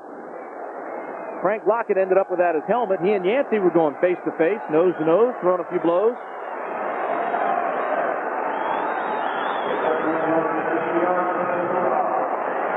Personal foul. Unnecessary roughness, number 21 defense. First down. Number 21 defense, Bill Yancey out of Fresno State. Frank Lockett told us in practice Friday that there is not a human being on earth that can cover him one-on-one. Yancey's giving it a pretty good go. This is 1st and 10 from the 46. Johnny Walton now drops it off to a safety valve. Dangerous pass. Mark Shalene made the catch, but Mike McKibben, 53, was there, and had he been looking for the football, may have had a chance to knock it down. Mark Shalene would have been better to purposely drop that one. You're right. Big loss on the play. It'll bring up 2nd and 16. You're always a thinker, Cupper. Mark Shalene out of the University of Nebraska was one of the strongest football players to ever graduate from the Cornhusker campus. Leg press over 1,000 pounds. Bench press 475. Strongest man on the Cornhusker squad last year. Ran a 4.5 40-yard dash. He is faster in 40 yards than Mike Rozier.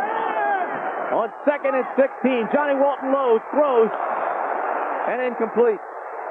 That ball was intended for Marion Brown. The coverage was by Bill Yancey, number 21, and when you watch this replay, Cupper, that ball hit something because it bounces sky high. Marion Brown, number 82, is running a fade pattern along the sideline, and he's trying to get into the deep outside seam of the zone coverage. The ball bounces off number 21, Billy Yancey's shoulder, and Dave Langlois, number 24, coming over, almost had a shot at it. Johnny Walton really drilled that one. There are his numbers. 7 of 10, 93 yards. Faced with a big third down here. Third down in a taxi ride. 16 yards to go for the first. Walton drills it across the middle. Should be a flag, but there is none. Well, I'll tell you what. It was intended for Marion Brown. Jeff Delaney, 41, I thought there got too early. But there was no flag, and as long as there's no flag, it's a good play. Marion Brown, the wide receiver on the right, is running a down and in pattern. Jeff Delaney, number 41 on the coverage here. And watch that contact. That's premature. Why there's no flag, I don't know, Tim. Dario Casarino is in to punt it away. Bill Yancey's the lone back now for Pittsburgh. High spiraling punt. Yancey calls fair catch.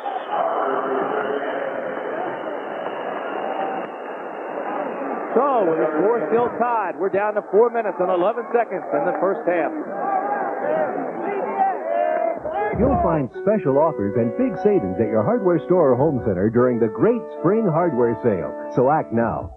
Get a 5-month subscription to any of these helpful magazines free when you buy any Schlage keyed lock. Protect and enhance the natural beauty of wood with real wood, warranted for 4 years, now 50% off. Save on new Rinse and Vac 5 cleaner. It defoams, deodorizes, cleans, and protects your carpet. Look for the savings in these magazines and at participating hardware stores and home centers during the great spring hardware sale.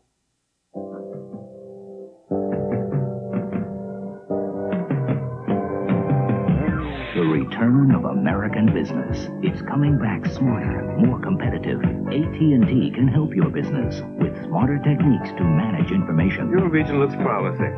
Distribution. We can ship it to you without a layover. All by tailoring the AT&T long-distance network to work for you in ways you never thought of. AT&T Communications. The billion-dollar business of state-run lotteries. Monday on ABC's World News Tonight.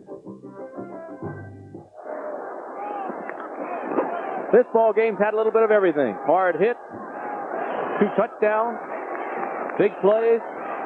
Fun football teams. I'll tell you what, Pittsburgh was pretty good for an expansion club. Some controversial calls, too. 3:55 remaining in the first half. 7-7. First and 10 Pittsburgh. That's Glenn Toronto. Play action. Under pressure. Throws deep. Intended for Greg Anderson. Another interception for New Orleans. That's Bruce Miller, number 40, who made the interception. And for a makeshift secondary, which is so plagued by injuries, New Orleans has really pulled together and is playing extremely well. Bruce Miller out of Southern Mississippi replaced Woodrow Wilson, who has an injured knee. Good comeback here for the cornerback, number 40, Bruce Miller, rookie out of Southern Mississippi, as he's covering Greg Anderson along the sideline on a fly pattern. Earlier, he was beaten by Anderson. Right here, you can see he's step for step in perfect position. However, that ball was underthrown by about 3 to 5 yards. Had it been thrown further and over the outside shoulder.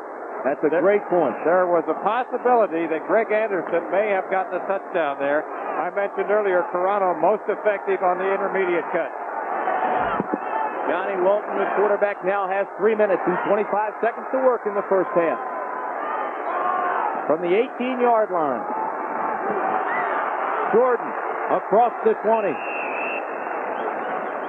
That's a play that is so effective for them. It's a variation of the draw play in which Jordan starts in motion, pulls up, and then they slip the ball to him. They used that on the opening series in the game against the Chicago Blitz, the game that was such a barn burner right here in the Superdome.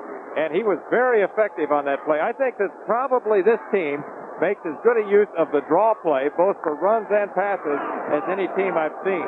Buford Jordan, quick, strong. He squats 490 pounds, bench presses 340 pounds, and cleans 275. And still run like a rabbit. Second and 5 from the 23. Drop pass over the middle. That's Jordan. First down, New Orleans. Flag fly. There is a penalty.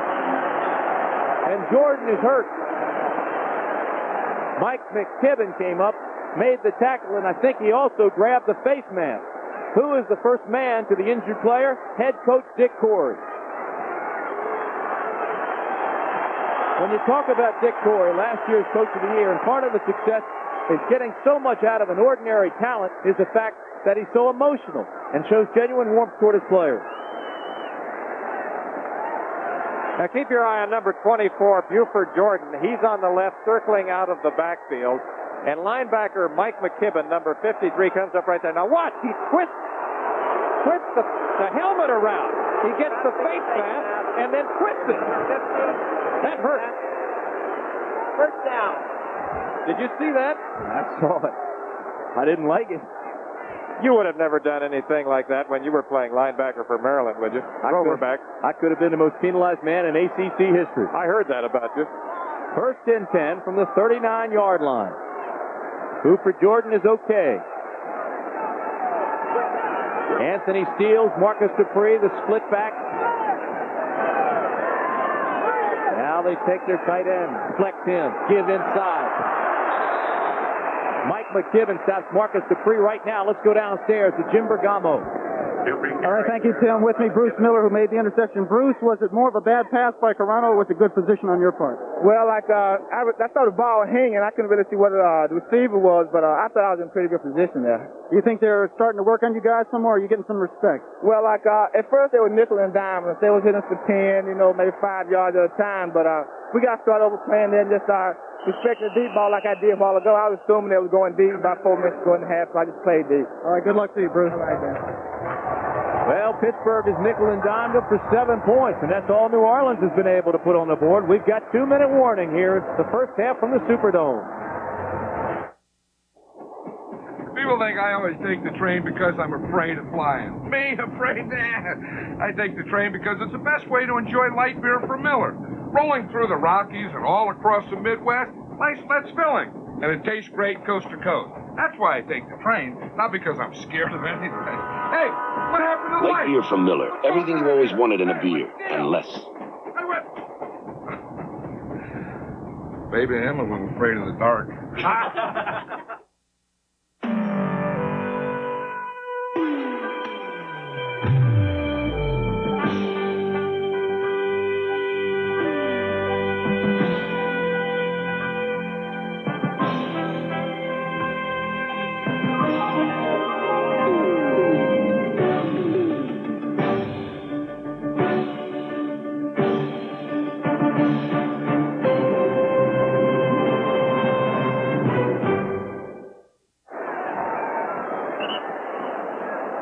Well, Johnny Walton has now conferred with Dick Corey, the head coach of New Orleans. They've talked over their strategy. And one of the best 2-minute quarterbacks in professional football is Johnny Walton. Basically, their entire offense is like a hurry-up offense, Tim. He mixes his plays so well, draws and screens, gets to the 2-minute warning, uses the sidelines efficiently, effectively. 2nd and 5 from the 44. Quick opener, Mark Saline in the Pittsburgh territory before Jerry Holmes can stop him. Mark Saline, who we were just talking about, a remarkable athlete out of Nebraska. He played 8-man football when he was in high school. The name of that high school was Waterloo. He was a walk-on at Nebraska. Yep. Came on without a scholarship. Then he set a record. He became the all-time rushing fullback at Nebraska, 9 touchdowns. He had 2 touchdowns this year against Jacksonville for New Orleans. And I want to tell you personally, Tim, that I think he is one of the best lead blockers that I have ever seen. I have seen him literally blow people off the line of scrimmage 5 yards or more. Coming up next Saturday on ABC's Wide World of Sports Amateur Boxing Championship, it's the challenge from Los Angeles, California. America's 2 top boxing gold medal hopefuls, defending champions Mark Breland and Tyrell Biggs. They head to the United States team preparing for the Summer Olympic Games in Los Angeles. Also have the World Short Track Speed Skating Championship. That's from England. Jack Whitaker's over there. You're not going to try to pronounce those names, I take it. Go ahead and give it a shot. They've got some great ones over there. A lot of talent. You know, of course, the defending champion, Sylvie Degla. World Speed Skating Championship in boxing on ABC's Wide World of Sports. Shotgun formation here at the Superdome. Johnny Walton has 1:55 to work. He's got the ball on the 46. The give inside. Tony Good drops the fumble. Picks it up. Pittsburgh is Jeff Delaney. That's a big play. That's a big play. That's a big play on it. A shotgun draw, and Jeff Delaney came up and just took the ball off the turf after Tony Good had dropped it. So turnovers have hurt both clubs.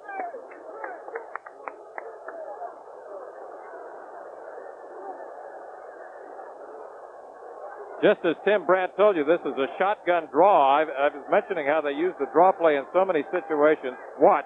The ball stripped right there by number 97, David Graham, and along comes number 41, Jeff Delaney, to pick it up.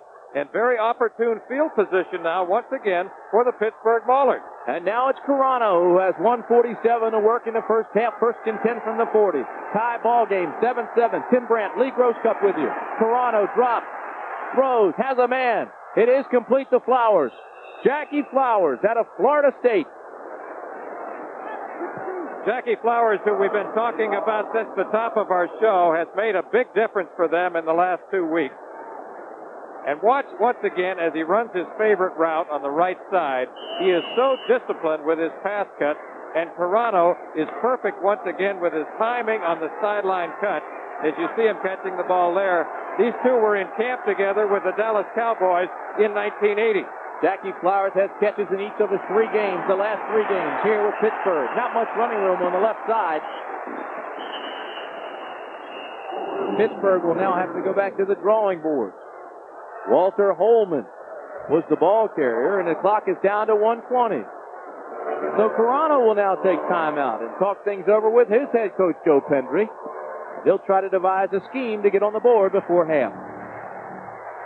Today, the most exciting new ideas in the hotel business come from Holiday Inn. Holiday Inn is a better place to be. Now this is better. Much better. Looks much better. Far better. At Holiday Inn Hotels, our satellite Earth Station network beams hit movies right to your room at no extra charge. Innovations like this make us number one. We're number one, your worldwide host. First is what you want the most. Call 800-HOLIDAY. Holiday Inn is a better place to be. It's the dawn of a new era in microcomputer technology. The Tandy TRS-80 Model 2000 personal computer from Radio Shack, designed to meet your personal computing needs. It's faster, with higher resolution, more storage, and greater expandability than IBM's PC. Its ultra-high performance gives you the leading edge of Radio Shack's computer technology. The Tandy TRS-80 Model 2000 personal computer, the dawn of a new era in personal computing. 1984 is an Olympic year, not only for able-bodied athletes, but for disabled athletes as well. This is the first time the International Games for the Disabled will be held in the United States. They'll feature world-class competitors in more than 20 Olympic-style events. I support these brave athletes, but they need your support as well. To find out how you can help, write to International Games for the Disabled, Eisenhower Park, East Meadow, New York, 11554. Flowers comes to the bottom of the screen. Greg Anderson to the top. The Maulers starting receivers were both picked up in a trade engineered by the Maulers GM, George Heddleson. This is 2nd and 12 from the 30. Mike Shaw is ridden out of bounds by Eric Johnson. Picks up a couple. Ever so close to the 1-minute mark now. As you look at the two coaches, Dick Corey, Joe Pendry. Joe Pendry, the youngest head coach in professional football, working for an outstanding Pittsburgh management.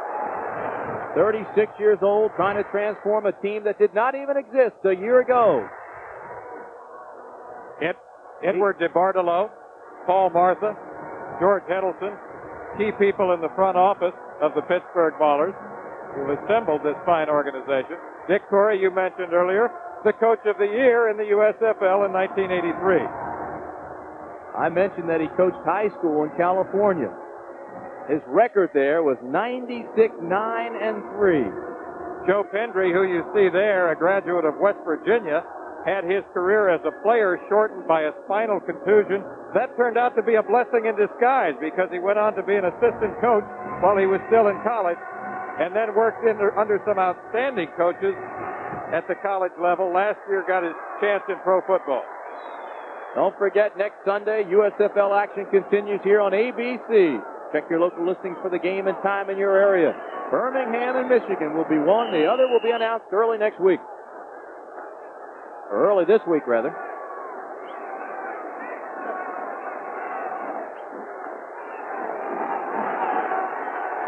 Third and 7. The ball on the 25. The time, 1 minute, 2 seconds. Toronto splits everybody out.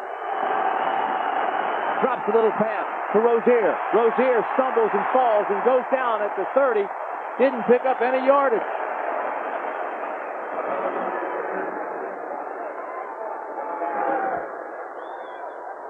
That's that little pass that you referred to so eloquently as a little dink pass.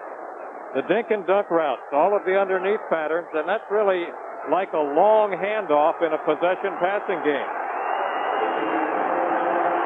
Tony Lee, his longest is a 42-yarder. This one will be woefully short. 47-yard attempt. It would have been his longest ever. He couldn't do it. So, after an opportunity, Pittsburgh comes away with no points. This has been an outstanding first half of play here in the Superdome, Tim. You know, we've had some games that have been a little bit lackluster earlier in this season, but this has really been a terrific first half. Good work by both quarterbacks, especially Glenn Carano, 14 of 21 now in the passing department, 152 yards, 1 touchdown. Those numbers, however, have been marred by 2 interceptions. Jackie Flowers having his best game so far. He's got 5 catches already for 57 yards. You know, you mentioned it's been an outstanding football game, but despite those turnovers, they were not bad plays. They were great defensive plays on the interception and even on the fumble. It was a pretty good hit. 23 seconds to work. Johnny Walton goes deep, has a man at Smith, and it's out of bounds. Charlie Smith was the intended receiver. Jeff Delaney, number 41, was with him. I think Smith was open momentarily, but Walton threw it out of bounds. Johnny Walton a little bit late with the ball that time as he was trying that deep comeback route to Charlie Smith that has been so effective for them. Charlie Smith, I mentioned earlier, a great one out of Grambling. Broke some of the records that were previously held by Frank Lewis. Then went on to compose an outstanding tandem with the Philadelphia Eagles with a player you mentioned earlier, Harold Carmichael. Second and 10 from the 30. 17 seconds remaining. Walton this time throws for Lockett. And again it's thrown out of bounds. And Lockett is upset. He wants a hit. And a penalty thrown on Dave Langlois for hitting him out of bounds. I don't think it was a late hit. I think it was justifiable contact because there was still a chance that he might get the football. Well, I think Lockett's complaining because he was out of bounds. Frank Lockett, number 80. Now watch, he's getting a little push right there. Jerry Holmes, number 47 there. Now watch Langlois. Well, I think you've got a point there. He is out of bounds. But Langlois probably didn't see that, so he was up there making the contact because he thought that Lockett might get the football. Did you see what Lockett did, though? Once he saw the ball was out of bounds and he didn't have a shot at the catch, then he started looking for the defensive back coming up and tried to protect himself. What do you call that? Let him know you're in the neighborhood? Sure. Anytime you get a pretty good lick on a ball player, you try to do it so that he's got his head on a swivel looking for you instead of the ball. Stay tuned next for ABC's World News Tonight, Sunday. Sam Donaldson will have a report on the mission to repair a satellite in space. Also, Dick Schaff will have a report on the efforts to save women's intercollegiate sports. That's all coming up on ABC's World News Tonight, Sunday. Stay tuned.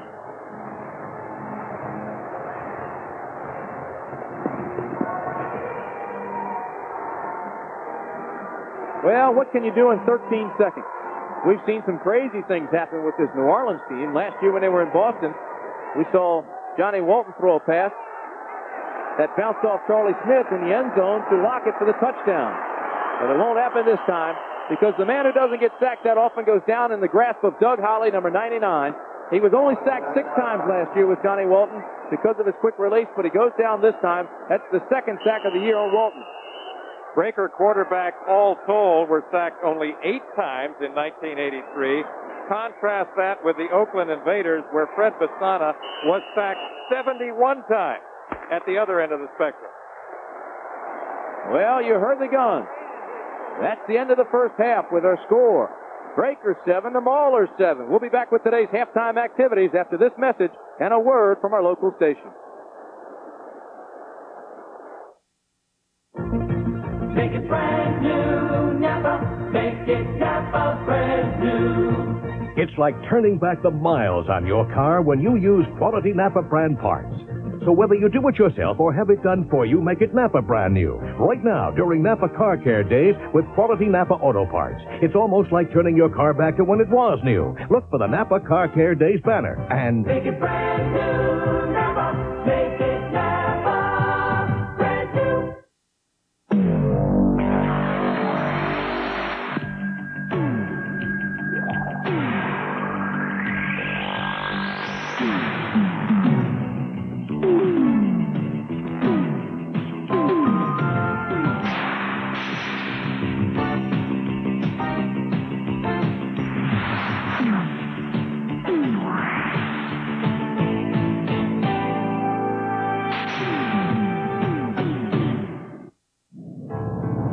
Okay, guys, you're on your own. Just a good friend. Ready?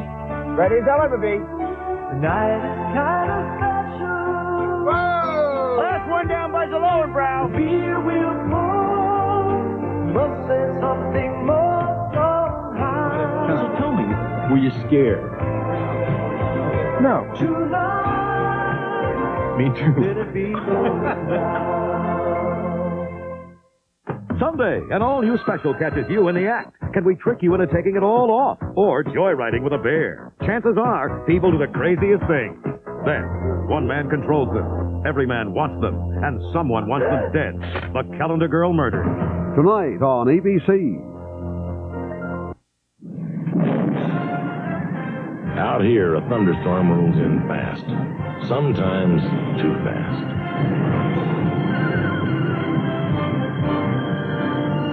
And when they're taken care of, it's your turn. Bush. Head for the beer brewed natural as a mountain stream. For a taste as smooth as its name. Bush. Head for Bush beer. Yeah, for the mountain. The Maulers are here.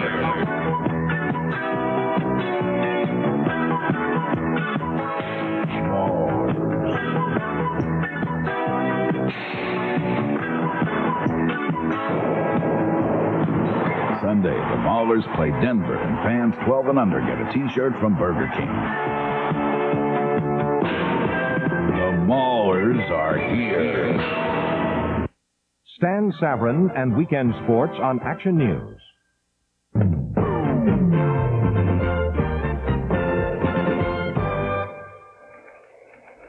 We welcome those of you who are at halftime of the tied-up ball game between Pittsburgh and New Orleans. We'll bring you up to date now on what is happening elsewhere in the United States Football League. Out in Tempe, Arizona, with Kelvin Bryant sidelined by injury, the pressure is on the rest of the Philadelphia offense, and in the first half, the Stars have not been able to produce as Arizona is firmly in control of the ball game.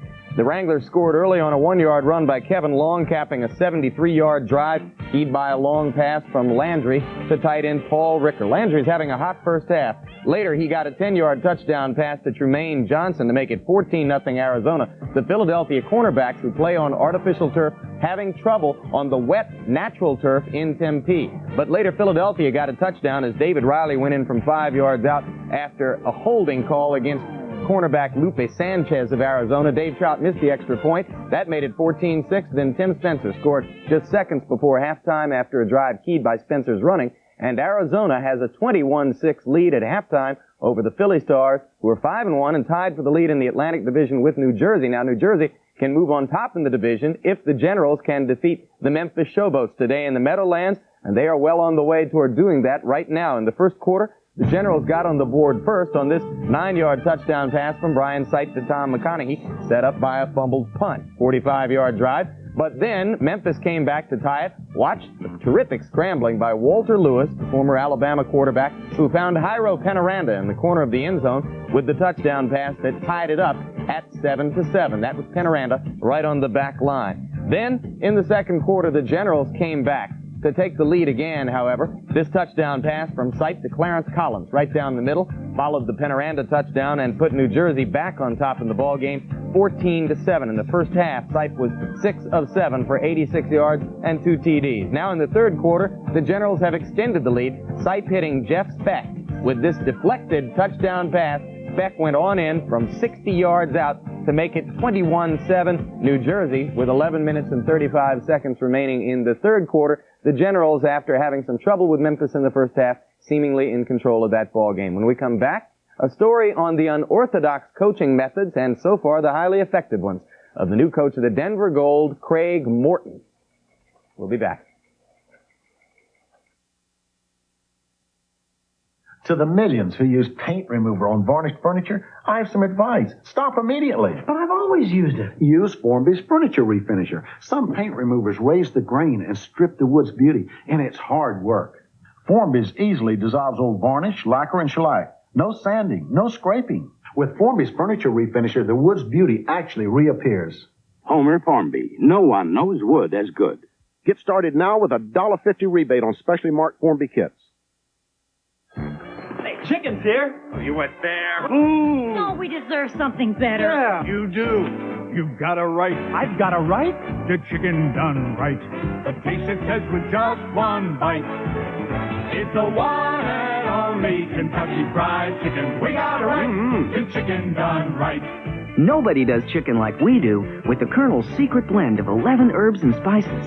Kentucky Fried Chicken, they do chicken right. Tomorrow's a night of stars.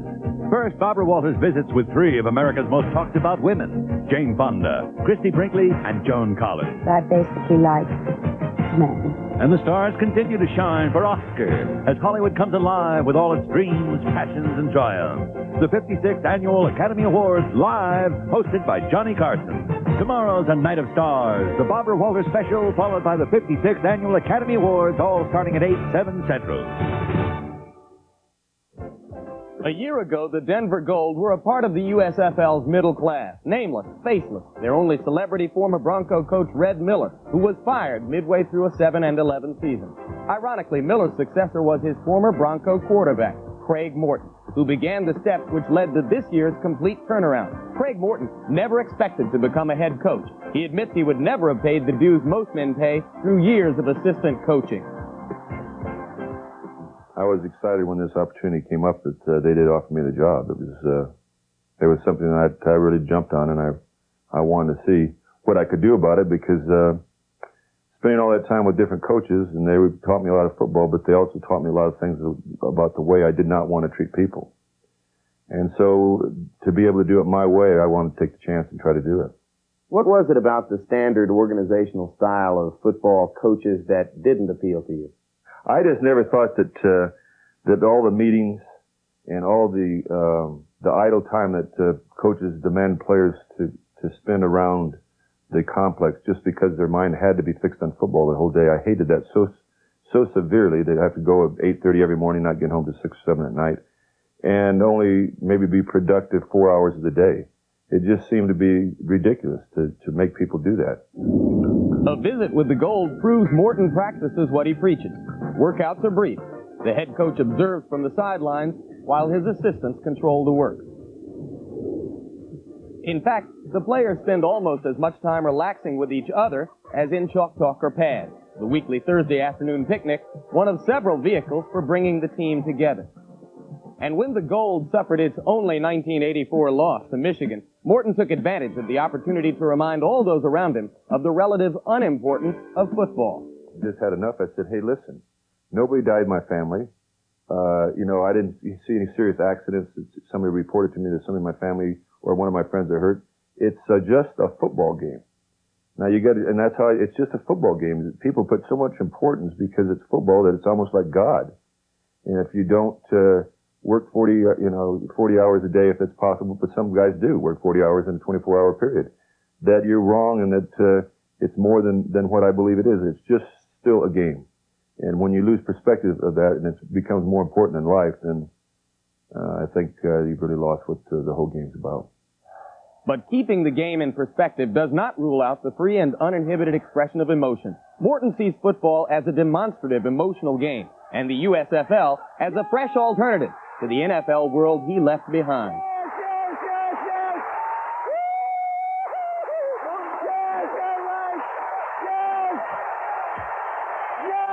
I think the NFL as a whole, of course, would like to see us go away, and it's very interesting to some of the things that they do to within their own organizations to maybe ignore us, like no more high fives and no more fun bunches and all that.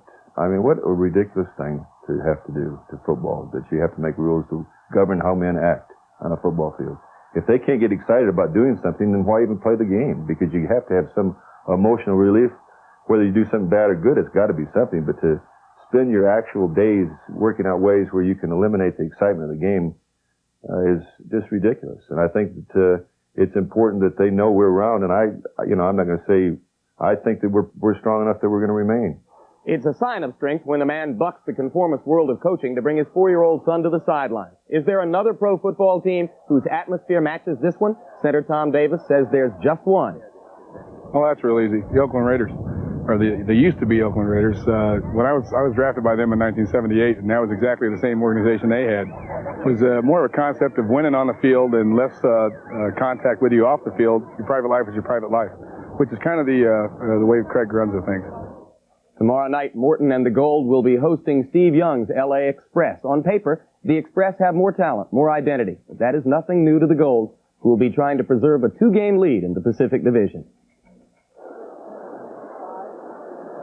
And what a job Craig Morton has done. They are 5-1 in the Pacific Division. They play L.A. Monday night. We're at the Superdome in New Orleans. Our score, Pittsburgh 7, New Orleans 7. I'm Tim Brand along with Lee Grosscup, and we've had a pretty good half here, Cupper. This is one of the best first halves that you and I have covered this season. In every sense of the word, it has been close. Okay, they have had a couple of turnovers, 2 interceptions, and 1 fumble recovery, but they've been good plays. Let's take a look at the highlights of the first half. We'll start with Marcus Dupree. The key to this touchdown by number 22, Marcus Dupree, the tailback, is the lead block right there by Mark Chalene, number 25, on Jeff Delaney, the strong safety man. That brings Marcus Dupree to the outside, and onto the end zone he goes. And it was set up by a big pass play to Buford Jordan. Absolutely. And now we go. This is Glenn Carano of Pittsburgh. Watch as he drops and looks for a receiver. This is the touchdown that Pittsburgh scored. And look how he stays in the pocket there despite the pressure on his outside. Marcus Merrick, number 56, falls down, and that makes Greg Anderson, number 80, open in the middle right underneath the goalpost. Now, we talked about the turnovers. We said they were big plays. You can see the blitz here coming on both sides. Carano throws a pass that looks like it's on the mark, but it is a great interception. It's intercepted right there in the secondary. That's by number 37, Eric Johnson, the strong safety. And I think what really set it up there was, as you mentioned, the safety blitz by Tim Smith. So, we are at halftime with our score 7-7. And we'll be back for the second half right after these messages. The United States Football League is an exclusive presentation of ABC Sports. Today's game is being sponsored by Miller High Life, the best beer for the best time of the day. Welcome to Miller Time. And by Ford and your local Ford dealer, who invites you to see the 1984 Ford cars and trucks. Have you driven a Ford lately? We'll return with more halftime activities after this commercial message and a word from our local station. I'm a chauffeur. It's up to me to take care of the cars I drive. Armor All Protectant, my secret. I use it on the tires, the vinyl top, and inside on the dashboard and the seats. It helps keep things like new, even on this old classic. I do hope the master never sells her. They just don't make cars like they used to. Armor All. It's science, but it works like magic. The trouble with most reports is they look like all other reports. Boring. Now you can copy reports that stand out with a Canon NP270F. It makes up to 27 copies a minute in black, brown, or blue. will enlarge or reduce your ideas, can automatically feed and collate. So if you want to avoid this, get yourself a very colorful, very affordable Canon 270F. For information, call toll-free. Tuesday. You wear a dress? Foul-ups from Smokey and the Bandit. Bleeps from Jaws. I don't know what to say. And blunders from T.J. Hooker. Then, a biting issue. I think I'm drunk here.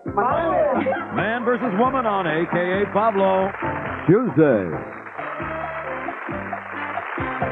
Awesome, powerful responsibility in the world lies in the hand that picks up this phone. The idea of an unsure, unsteady, untested hand is something to really think about. This is the issue of our times. On April 10th, vote as if the future of the world is at stake. Mondale. This president will know what he's doing, and that's the difference between Gary Hart and Walter Mondale. This is the moment when you need the quick response and smooth acceleration that comes from Exxon unleaded regular gasoline. It has higher octane than most other unleaded regulars to help free your engine from knocking and pinging. And for even more octane, try Exxon Extra Unleaded. When the moment demands performance, get Exxon. Quality you can count on. Nanette Chapman and Donardo Weather tonight.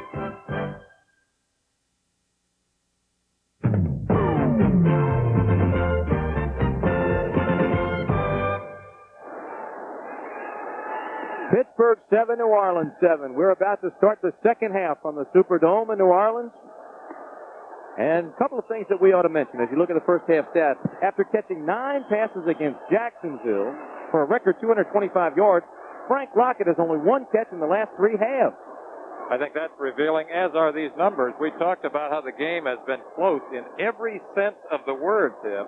And I think those numbers really reflect that right there. You see just about everything is pretty close. Now, it's interesting to note, though, that Pittsburgh, a 10-point underdog in this game, is ahead 194 to 153 in total yards. You know, while we were away at halftime, we had one of the most spectacular promotions I've ever seen. 3 automobiles at midfield, and the fans were asked to throw paper airplanes. The airplanes were on their seats as they arrived at the Superdome today. They filled out their names, and the closest one to the cars wins the automobile. So 3 people here in this crowd at the Superdome now own the 3 cars that were on the field at halftime. And you can see the closest one right there at midfield to that automobile. You know, Tim, I think that belonged to Lee Gross Cup. You wish. You're right. I do wish, yeah. I think that's one of the most creative promotions that I have ever seen. And what's really amazing is all that's cleaned up now by a group of good scouts. Boy Scouts. Tony Lee will kick off. And deep for New Orleans is Tony Good. It'll be Tony Good at the 3. It's a left return. Picks up some blockers. Has a hole. Breaks a tackle. To the 30. The 40. Out to the 43-yard line before he's ridden out of bounds by Johnny Durden. So New Orleans comes out smoking, and this is what we'll see offensively. The quarterback, Johnny Walton. The running backs, Rupert Jordan and Mark Chalene. Frank Lockett and Charlie Smith, the wide receivers. The tight end is Dan Ross from the Cincinnati Bengals. Then comes Poulard, Raymond, McLaughlin, Horton, and Hurley. A 41-yard return by Tony Good. He was just activated. He's out of Southern, 5'10", 198-pounder, and he can fly. So it's 1st and 10 from the 43, just underway in the second half. Charlie Smith in motion. Walton, play action, goes to the right, has the receiver, it is complete. That's Frank Lockett. Now, we just talked about his lack of production in the last 3 halves. Good route. That time he makes the catch. The defense that they are running against is a 4-3. Sam Clancy, David Graham, Troy Thomas, Doug Holly. They have mixed it up. They have blitzed a little bit. Ron Crosby, Ernest Adams, Mike McKibben, the linebackers. Bill Yancey, Jerry Holmes, Jeff Delaney, and Dave Langlois. Frank Lockett. Now he has 2 catches in the last 3 halves. Outstanding receiver. 9 catches. A record against Jacksonville. In the number of yards for 225 yards in that game. This is 1st and 10 from the 46. Not much on the right side. for Buford Jordan. Ernest Adams, you can hear him yelling down on the sidelines. Punish him in there. It's been that kind of ball game. We talked about this earlier. Pittsburgh is a very physical team, Tim, both offensively and defensively. Joe Pendry, we talked to him before the game. He prides himself on that. He prides his team on that. There he is, the youngest coach in professional football, a graduate of West Virginia, has worked under some very outstanding coaches. You're absolutely right about this club. The offensive line has improved, the special teams have played well, and the defense is aggressive. From the 46, Walton, long count. On 2nd and 10, he's going to throw. Nearly intercepted, but it is complete. First down, New Orleans. Charlie Smith made an outstanding catch. As we look at it from the vantage point of the secondary, you can see how loose the coverage is. They primarily have a zone look, and Charlie Smith, number 85, gets into one of the outside seams of the zone coverage, just outside of linebacker Rob Crosby, number 54, one of the good ones for them. He, a former Jet. Charlie Smith, formerly of the Philadelphia Eagles. Lone setback now from the 34, deep in Pittsburgh territory.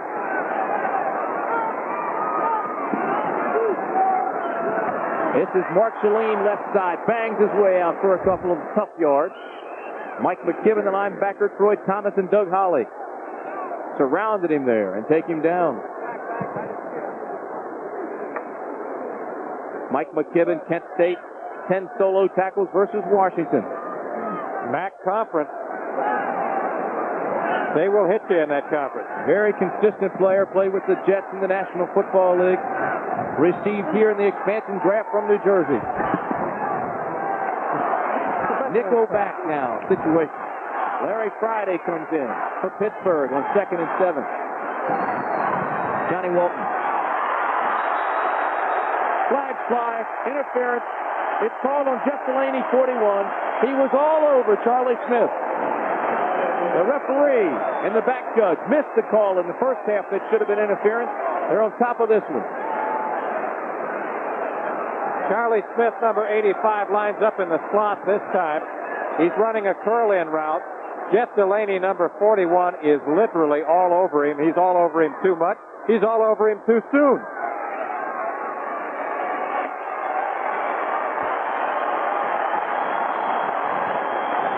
Pass interference. Number 21 defense. First down. Charlie Smith, of course, Tim, one of many great receivers out of Grambling. They have a receiver tradition at Grambling. The latest and perhaps the greatest, of course, Trumaine Johnson with Arizona. Jerry Holmes, number 47 for Pittsburgh, comes to the bottom of your screen. He's man-to-man on Marion Brown. Everybody else is zone. 1st and 10. Walton throws, has a man, incomplete. David Bale was open. His tight end, Jeff Delaney, was beaten. And the ball was overthrown. Had this ball been thrown with a softer and more looping trajectory, I think he would have had a touchdown here. Let's watch. David Bale, number 87, is running a corner route toward the end zone. See that?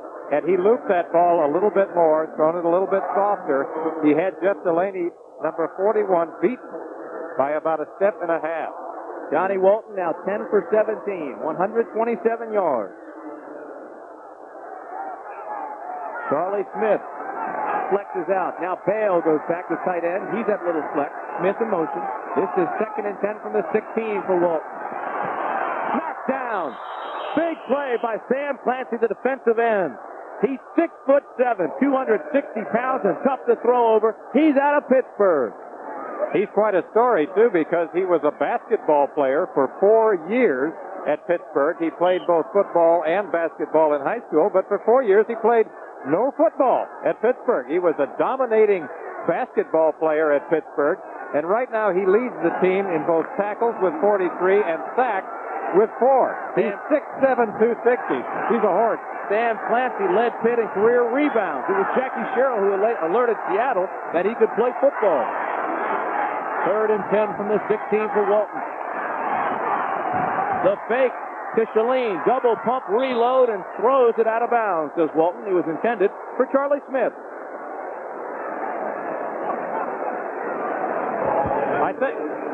think it was the Dallas Cowboys who first looked into the possibility of recruiting basketball players for football. I remember they signed Cornell Green out of Utah State.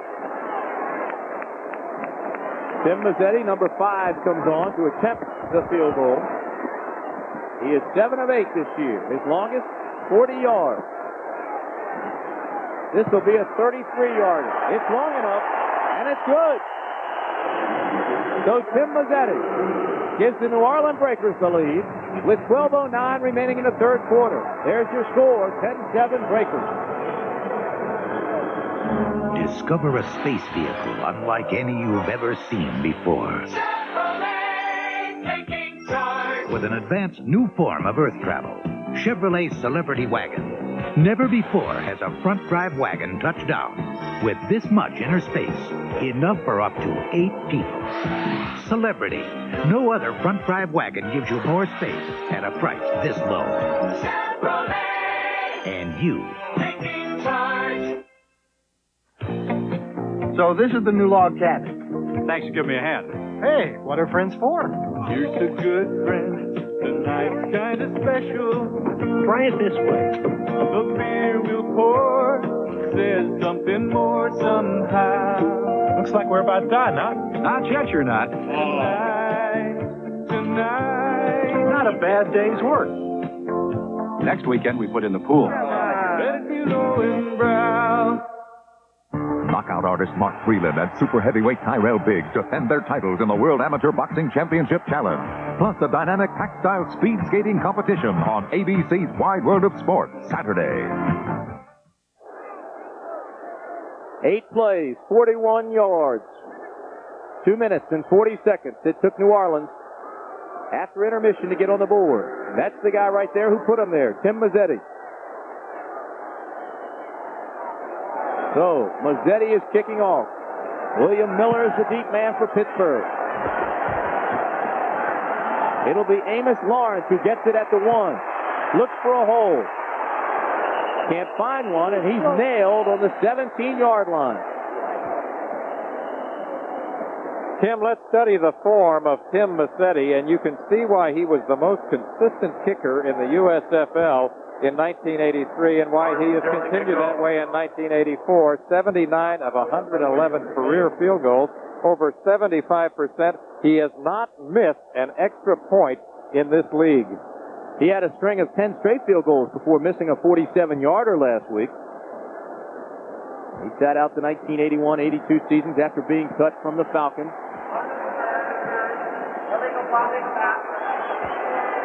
An illegal block by Pittsburgh moves them back inside the 10 to the 9-yard line.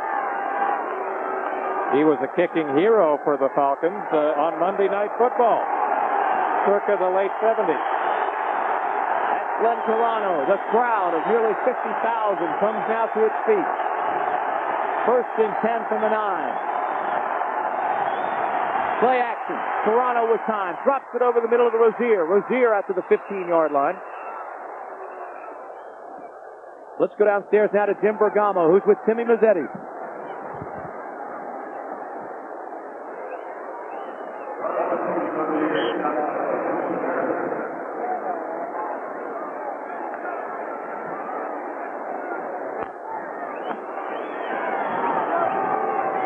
Well, obviously there was a problem there, a technical problem with the microphone. We'll try to get back to Jimmy a little bit later. It is 2nd and 4 from the 15. New Orleans fake blitz. Now drops back into his own defense. This is Carano. Carano looking for help. Under pressure. Now he unloads it. And it's caught. A great catch by Greg Anderson, number 80. Well. And a great job by the quarterback there because he was under a lot of pressure. Jeff Gaylord was the man who applied the pressure. He was really coming hard. Carano hung tough, maintained his composure, and threw to Anderson, who made a spectacular catch.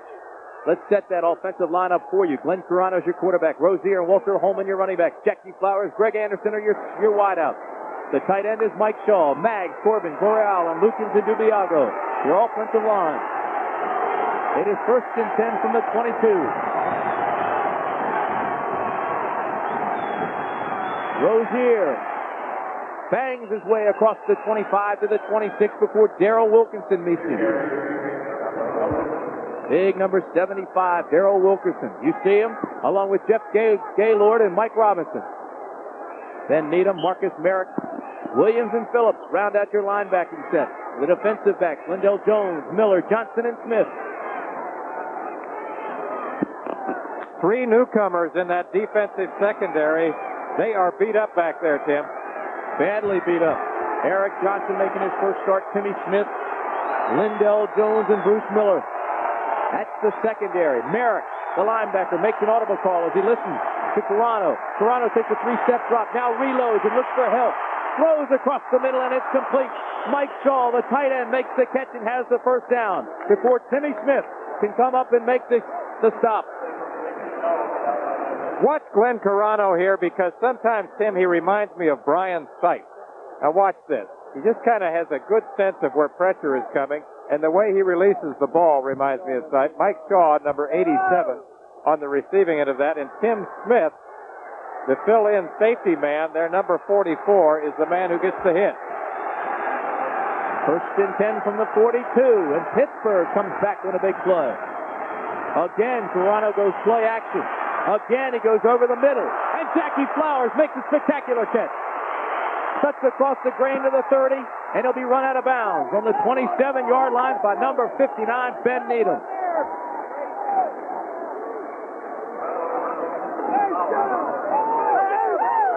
Marcus Merrick was hit in the head, and he may be hurt. Jackie Flowers, number 84. Watch him now as he makes a little move to the outside, then curls back in over the middle and beats Lindell Jones, number 23. Marcus Merrick was the closest man to the ball right there. A full spinner by Jackie Flowers, and he races to the sidelines. Finally, number 59, Ben Needham, the linebacker, runs him out. Now, he has 6 catches. He's having his best day. 6 catches now for Jackie Flowers. Glenn Carano now 18 of 25 in the passing department, 212 yards, and 1 touchdown. That one was for 31 yards. This is the pitch back to Lawrence, right side. I mentioned briefly when we went into that replay that Marcus Merrick may have been hurt.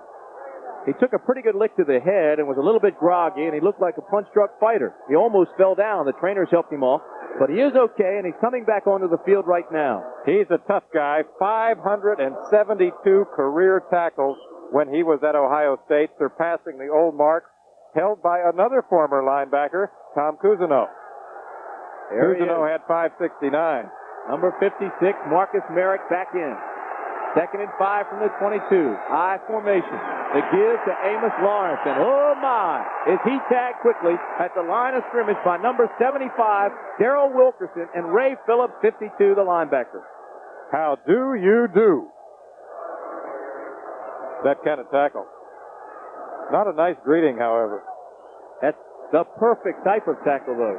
Tuck that tail, sky the eyes, drive right through the ball carrier. Jerry Claiborne gave you that message? Absolutely.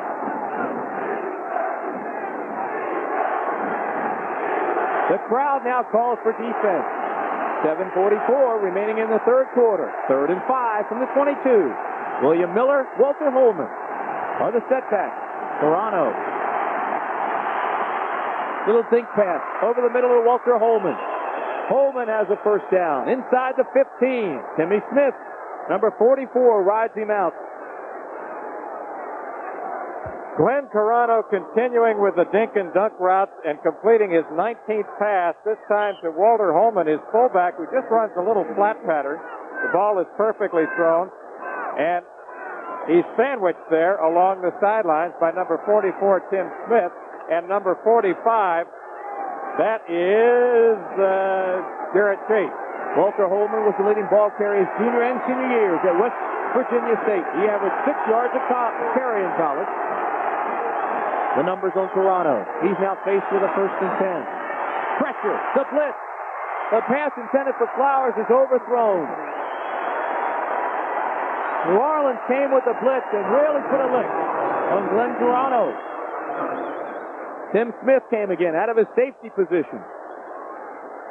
New Orleans is not known as a blitzing team, but they are trying to put the pressure on Carano, trying to hurry his throws, and they have done that effectively. Remember, though, Remember, though, when a team is hurting in the secondary, that's one of the ways to cover up for weakness. There's Tim Smith, number 44, the safety man, along with Marcus Merrick, number 56, Mike Brewington, number 58.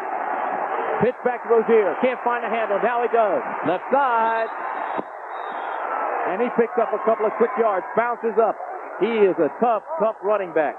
As I started to say, Tim, one of the ways you cover up weakness in the secondary is by blitzing. Remember that blitzing is basically a calculated risk where you bring linebackers and or safety men, cornerbacks, and it basically necessitates man coverage. So when you do it, you're taking a risk.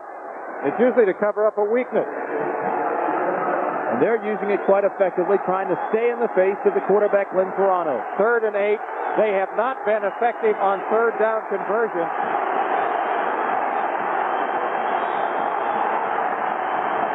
.636. Now it's a high formation. Here comes the blitz.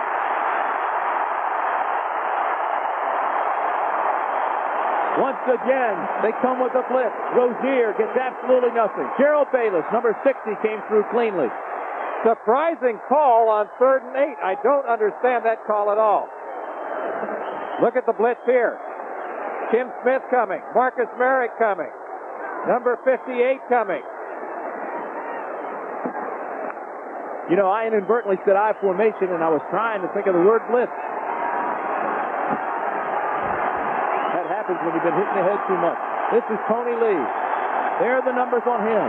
It's a 32-yarder. It's long enough, and it's good. So, Pittsburgh comes roaring right back, and they are matching New Orleans. Point for point. It's tied at 10-all. I like it. If you really like it, I really like it. we can help you get it. We're GMAC. We want it. We're GMAC Financing. GMAC has helped more people buy their new GM car or truck than anyone, with rates that make sense on models people want, all at your GM dealer. If you really want it, we can help you get it. We're GMAC Financing. We got it. It doesn't take a lot of huffing and puffing to get an Allstate Shape Up and Save discount. There's one perfect for us mature types. With Allstate's 55 and retired discounts, you could save 10% on home insurance and save on car insurance if you're 55. Which is easy as 54, but takes a year long.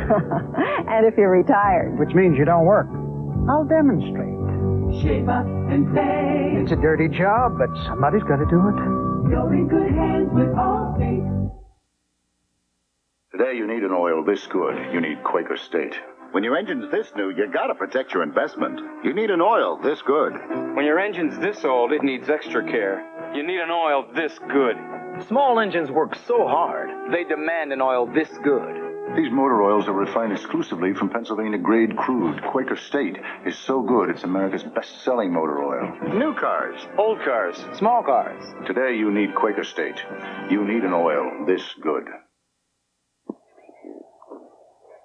So Pittsburgh comes back and ties the score at 10-all. Tony Lee will now kick off. Tony Good is the deep back for New Orleans.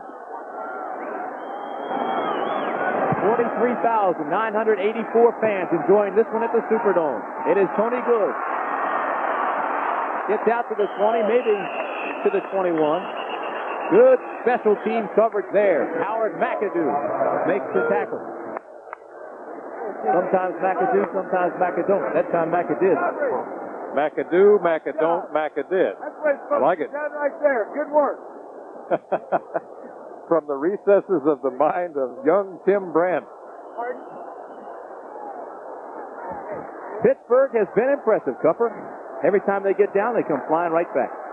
Good work on special teams, offense, defense, kicking game. It's been that kind of afternoon. Good football game. The quarterback, number 10. High formation. The give inside to Shalene. Shalene finds a hole and rambles out to the 27-yard line. Let's go downstairs now to Jim Bergamo. All right, Gerald Bayless with me now. Gerald, a key defensive stop for you is the Maulers were obviously having a good drive. Yes, we just went out and we said we knew we had to, get you on one way or another. And, I just put out a little extra effort just to get them. Why are the Breakers blitzing more? Well, it's because the way they're doing, because they're, blocking aggressive, and we just got to get to the quarterback better. And by blitzing, we'll get a quicker step on the guy that's on us. All right, thank you very much, Gerald Bayless. Back upstairs. Doug Holly wraps up Marcus Dupree for not much of a gain on a 2nd and 5. So that'll bring up 3rd down now for Johnny Walton. We've got 4:34 remaining in the 3rd quarter. We talked about the running style of Marcus Dupree. He just kind of lopes along. We look at Dick Curry, USFL Coach of the Year in 1983. He played for the legendary Frank Leahy at Notre Dame. Backup quarterback during those years, along with George Dixon, offensive coordinator at Michigan. There were a lot of backup quarterbacks in those years. 3rd and 3 from the 28. Walton takes a very deep drop, now sprints out to the right, has a receiver. It's complete to Danny Ross. Danny Ross takes it to the 47-yard line. 1st down, New Orleans.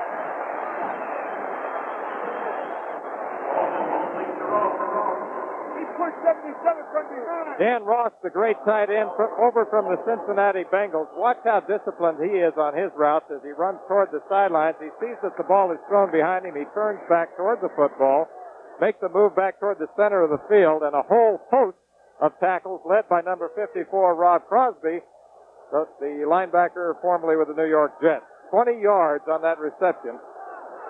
He's out of Northeastern. 27th catch of the year for Dan Ross. He now comes out. They go to the I-back. Smith in motion. From the 48. Walton, pump fake, throws long. Pass interference. Dave Langlois threw his body in the way of Frank Lockett, and the flag came out of the pocket quickly that time. There is a penalty in this league for incidental contact, and there is a penalty for flagrant contact. This one, there's not much doubt about it. Watch as Lockett is running along the sideline. And let's see, Langlois knows that he's beat number 24, so he just throws his body at the man. There was absolutely no doubt about that one. He may have just stumbled, Cupper, but nonetheless, it is still pass interference. Shit, you don't move till they tell you. Illegal chuck. Well, it's not pass interference. You're wrong, I'm wrong. It is an illegal chuck. I didn't see that. Illegal chuck. The pass was not catchable. Number 24 defense, 1st down. Okay. Well, I think I'd argue that point. Well, Burl Sorgan, our referee today, explained it, saying there was, in fact, pass interference. If there was, it's not called because the ball was not catchable. So what they did call was an illegal chuck, which I did not see. In the replay, you did see the Yancey hit Lockett off the line of scrimmage, but that's legal for the first 5 yards. I understand all that, but I think the ball might have been catchable. That's what I'm arguing about. All right. We put it back on the 47-yard line. It is 1st and 10. Smith in motion. Walton. 3-step drop. Pitch and lateral. Danny Ross pitches back to Mark Shalane, and they have the 1st down. Well, there you go. Dick Corey is the kind of coach that likes gadget plays. As a matter of fact, he's been receiving mail from fans, and when they send in plays, he'll use the play. That could be one of them. I love the old hook and lateral play. This time it's to the tight end. Watch Dan Ross, number 86, down. He hooks. Now here comes Mark Shalane out of the backfield around, swinging up. There's the lateral. The tackle made ultimately by Rob Crosby, number 54. That's right. He takes fan mail every week. This goes back all the way to his days as a high school coach when he had boosters send in plays, and he's done it ever since. It's a great idea. It really creates enthusiasm from the fans. Dave Langlois knocked him out of bounds along with Ron Crosby. Again, Walton going for the kill to Danny Ross. Danny Ross rides inside to the 15-yard line. Again, it's Rob Crosby and Dave Langlois who make the tackle, but another 1st down for the New Orleans Breakers. This is an impressive drive by the Breakers as they continue now. Look how they use the draw fake. Draw fake there. Pass over the head of the linebacker, leaping catch, once again by the tight end, Dan Ross, number 86, out of Northeastern, who was instrumental with the Bengals during their Super Bowl season in 1981. Walton has been going to his tight end, and Danny Ross has been ripping Crosby. 3 catches on this drive over Rob Crosby, the linebacker. This time, Mark Saline carries off tackle. Good changeup. Mark Saline is a bull, 225 pounds, one of the strongest players to ever graduate from the University of Nebraska, over 1,000 pounds on the leg machine, 475-pound bench press. He was the guy who was the lead blocker for Mike Rozier last season when Rozier got the Heisman Trophy. One of the best lead blockers I've ever seen.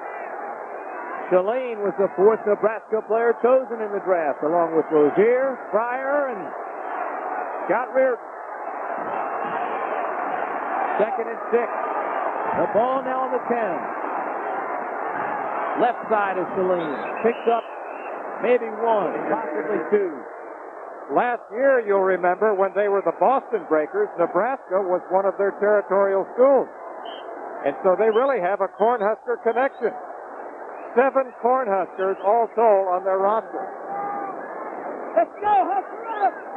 Guys like Ray Phillips, Saline, Frank Lockett is also from Nebraska, along with Dan Hurley. Hey, John! 3rd and 6 from the 10. They didn't give him anything on the last carry. Anthony Steele comes in. Well, look at this. Right hand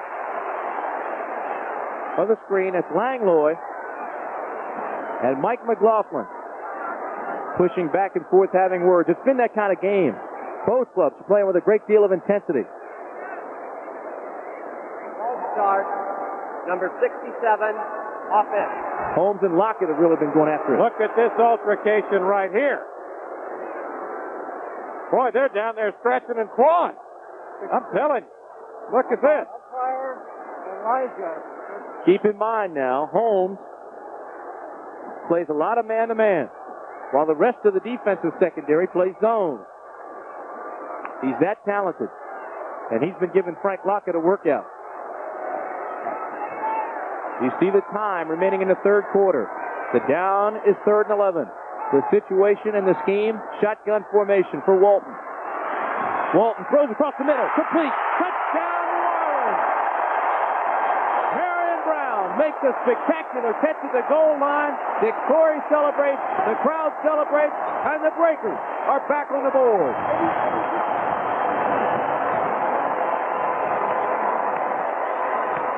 Yeah, man.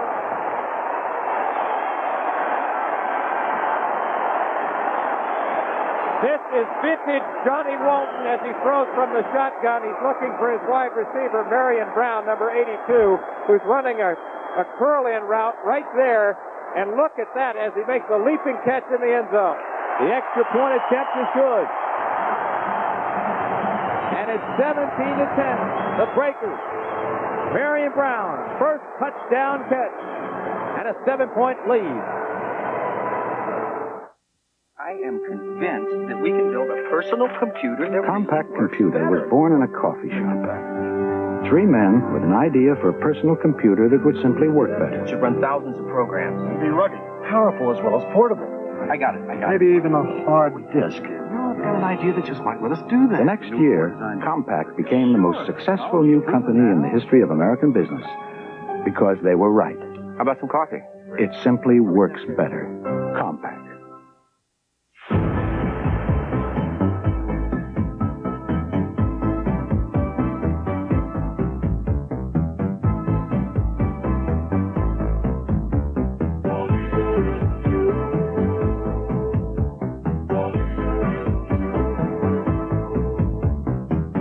Magna from Honda.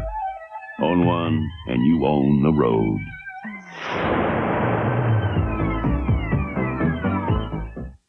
Thursday, a mother reunited with her children after 44 long years. That's incredible. Jim Lampley again in New York. With Herschel Walker sitting it out today for the Generals, the pressure is on Maurice Carson to pick up the running game, and he's done just that. This 4-yard touchdown run in the 4th quarter has given New Jersey a 28-10 lead over Memphis. Carson has 70 yards on the day, and the Generals are rolling. Back to Tim Brandt in New Orleans. Back here at the Superdome, Tim Mazzetti has loaded it up. He's ready to kick it away. The deep man, number 22, William Miller. for Pittsburgh. Miller is standing on about the 2. That's Mazzetti. Mazzetti gets off a pretty good boot. It'll be fielded by Miller on the 7. Looking for his wedge. Gets across, finds an opening. 25, 30, 33-yard line. The tackle made by Garrett Chase, number 45, as you look at Johnny Walton, the quarterback. He's thinking about what he has to do the next drive. He's already done it once. He just came back and scored in this half to make it 17-10. We'll be back right after this message. Chevrolet announces a major price reduction, all the way down to $5,990 on our tough Chevy S10 short wheelbase pickups. A reduction of over $400. And that's not all. Special factory incentives to dealers make it possible for them to pass along up to $500 on all new S10 pickups and maxi-cabs if you take delivery out of stock by May 31st. It's a great time to save on a tough Chevy S10 pickup. See your Chevy dealer now. Here's to good friends. Terrific reunion. Yeah. The last time we were here, we made history. Night is kind of special. I stole that ball. I made the pass. I made the shot. Make that shot again, we'll buy you a loan, Rob. The beer will pour. Must say more. Hey, what can I tell you? We still got it. Never lost it. Let it be rolling brown. The Pittsburgh offense has Jackie Flowers and Greg Anderson as the wideouts. They also flex their tight end. Their tight end in the ball game right now, Mike Rozier, the setback. He's the I-back. This is Serrano on 1st and 10. Across the middle, it's complete to Greg Anderson.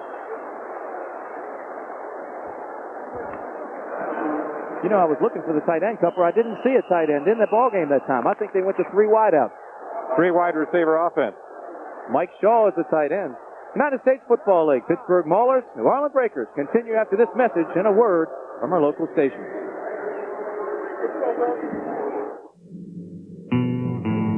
Today, competition is tougher than ever. With thousands of new businesses opening, you have to be smarter than the people down the street. You need smarter ways to manage your cash flow, inventory, We'll ship it by air. customer relations. Just use our 800 number. By tailoring AT&T Watts and 800 service in ways you never thought of, you can handle the competition wherever it comes from. AT&T Communications. You'll find special offers and big savings at your hardware store or home center during the great spring hardware sale. So act now. Save over 30% on this 30-foot Lufkin power measuring tape with 1-inch wide blade. Buy a deluxe Black & Decker hedge trimmer and get 2 Sunset gardening books or this extension cord free. Tool up with True Temper and save 20% or more on True Temper's finest quality pruner.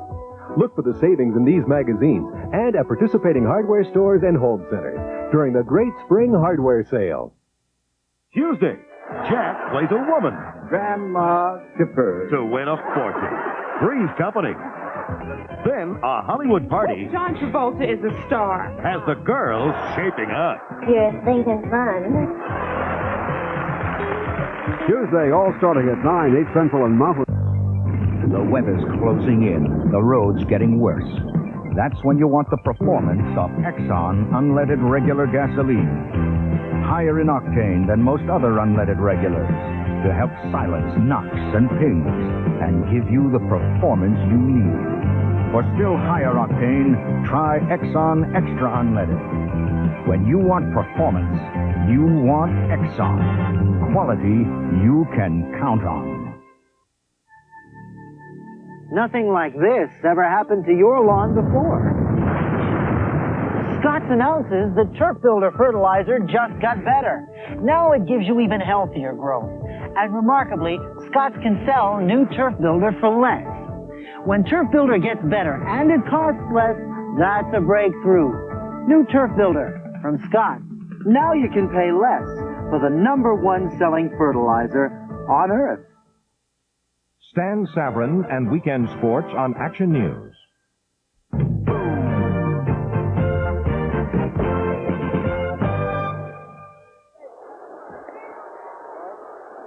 There's the score as we head into the final quarter of play at the Superdome in New Orleans. Tim Brantley, Gross Cup with you. The tight end is Mike Shaw now. They do come back with a tight end. The wide out. Jackie Flowers, Greg Anderson. Carano to throw on 1st and 10. Does. Underneath. That's Mike Rozier. Spins out of one tackle. Gets across the 45. Down into the 44-yard line. And the flag is thrown there. He has 20 catches now. Let's go downstairs. Here's Jim Bergamo. I'm with Marion Brown, who caught that 15-yard reception. Marion, that was the first time the Breakers ran that route off the shotgun today. What was it about that you or the coaching staff saw that made you think it was going to work? Well, it was something that we picked up in the film, from film study this week, and we saw that the cornerback, along with the safety, are hanging kind of deep. And so we worked on it this week in practice. I was kind of glad I caught it for a touchdown because I missed it a couple of times in practice.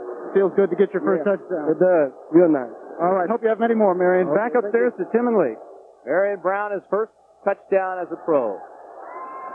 Here's the call. Grasping the face mask. Number 56 defense. First down. That's Marcus Merrick, number 56, charged with that penalty. Flowers, Greg Anderson, the wideouts. As you look at Joe Pendry, the Pittsburgh coach. High formation. Woodrow Wilson is in the ball game now in the secondary. Tim Smith comes out for New Orleans. From the 39, Toronto in trouble. Unloads it. Poorly thrown. Intercepted. That's Lindell Jones. Poor pass. Great interception by Lindell Jones. Toronto is taken up. Glenn Carano is still down, and he's holding his left leg.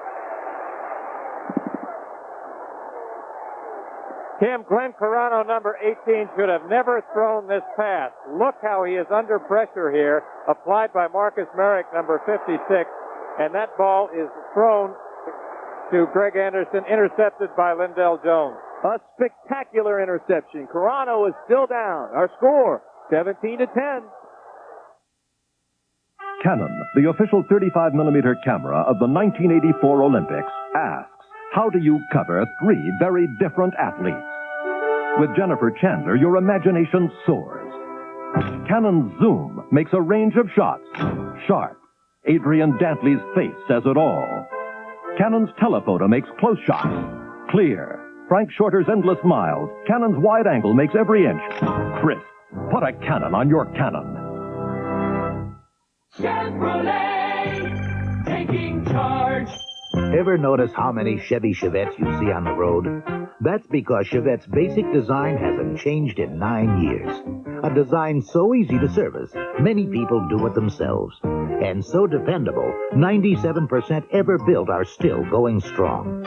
Chevette, the lowest price car built in America, designed to please almost everybody. Chevrolet, and you. taking charge. Jim Lampley in New York. It may be too late, but the Philly Stars are mounting a comeback effort in Arizona. 40 seconds left in the third quarter as Chuck Fusina hit running back David Riley down the middle with this 30-yard touchdown pass. They missed the two-point conversion. It's 21-12 Arizona. Tim, I noticed that Glenn Carano has the miseries down there. Are we going to see Tom Rosance?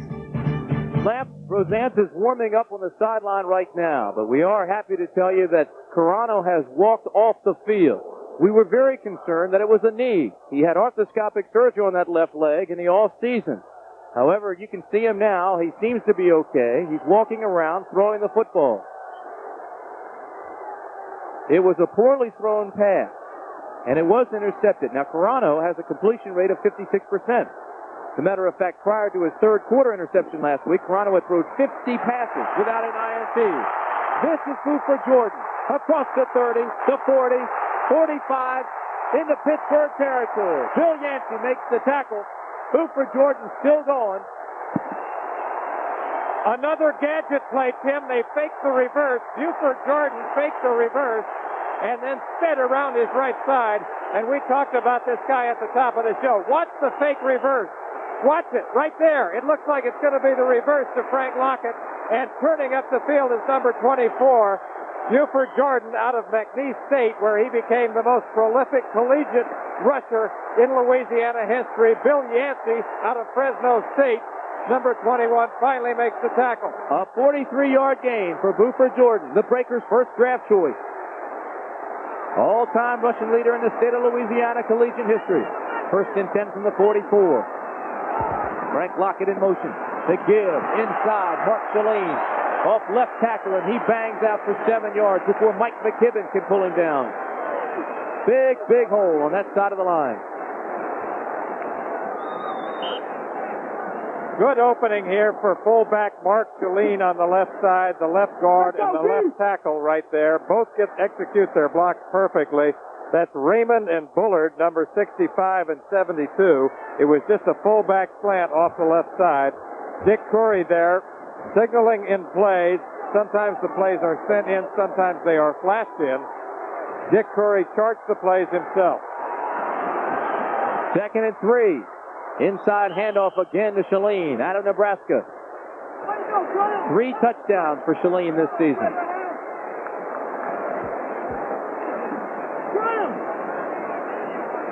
Great job being done by the New Orleans front offensive line. As you look now at Glenn Carano.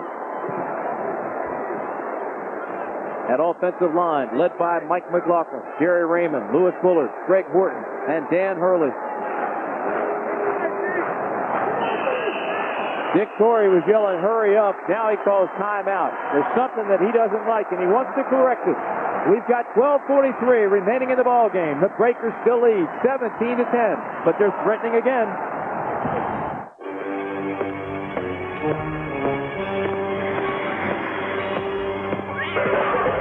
That kid's out there again.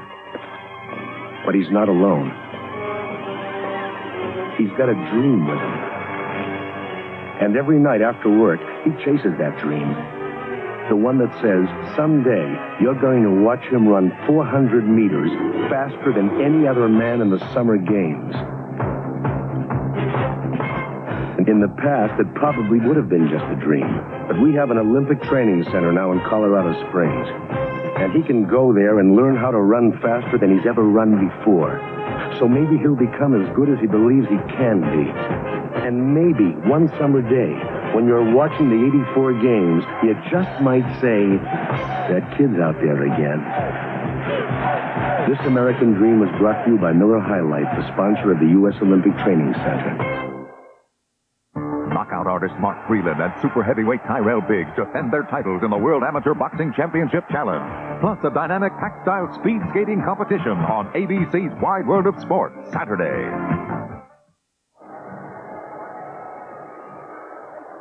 Johnny Walton has concluded his meeting with head coach Dick Corey. You see the time, 12:43 remaining in the ball game. New Orleans 17, Pittsburgh 10. But New Orleans is threatening. 3rd and 2 from the 36-yard line. That's Buford Jordan. Picks up 1, maybe 2. He'll still be shy of the first down. Ernest Adams and Jeff Delaney come up for the tackle. Tim, we've talked right along about the closeness of this football game, both on the scoreboard and in the stats. And as you look at the third quarter numbers, you see once again how the game has been close in almost every respect. It's been exciting in almost every respect.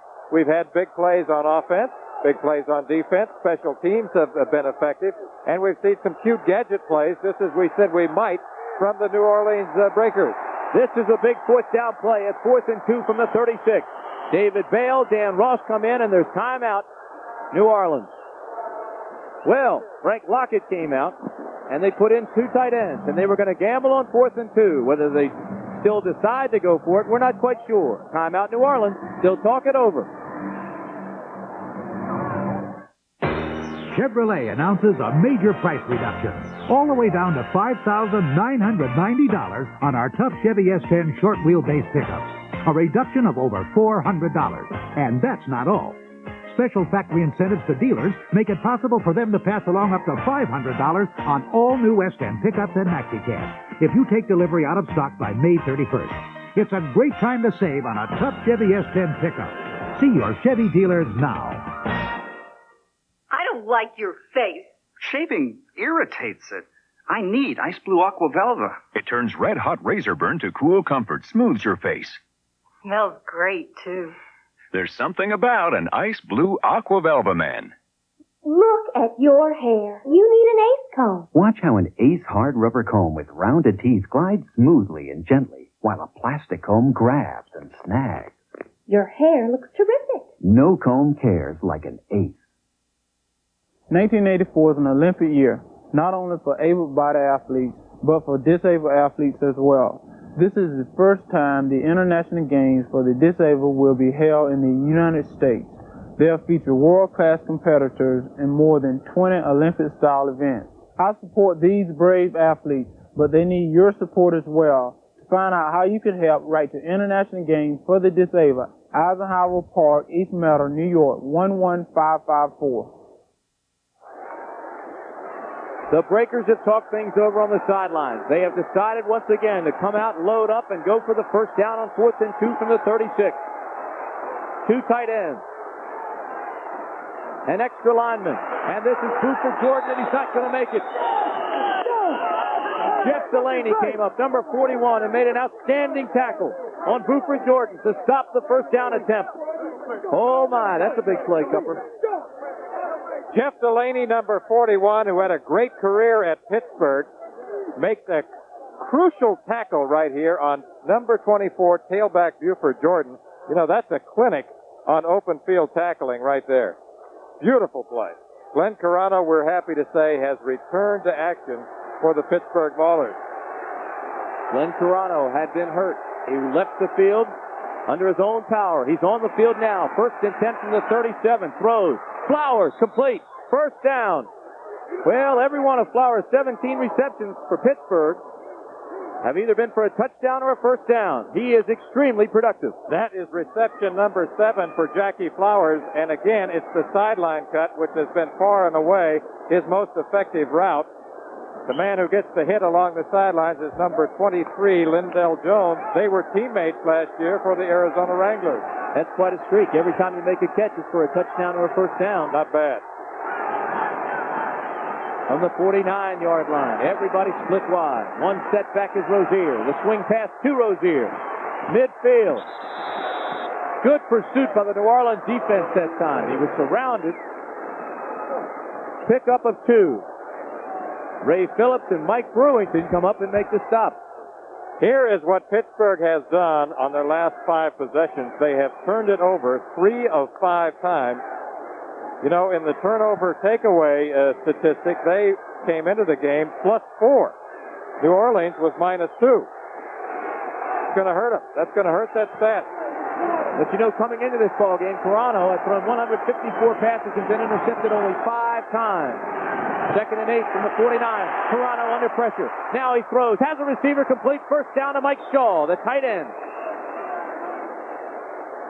Good adjustment there by Glenn Carano. He was under a lot of pressure as we look at Joe Pendry along the sidelines there. Jeff Gaylord is the man who's applying the pressure. Look at that.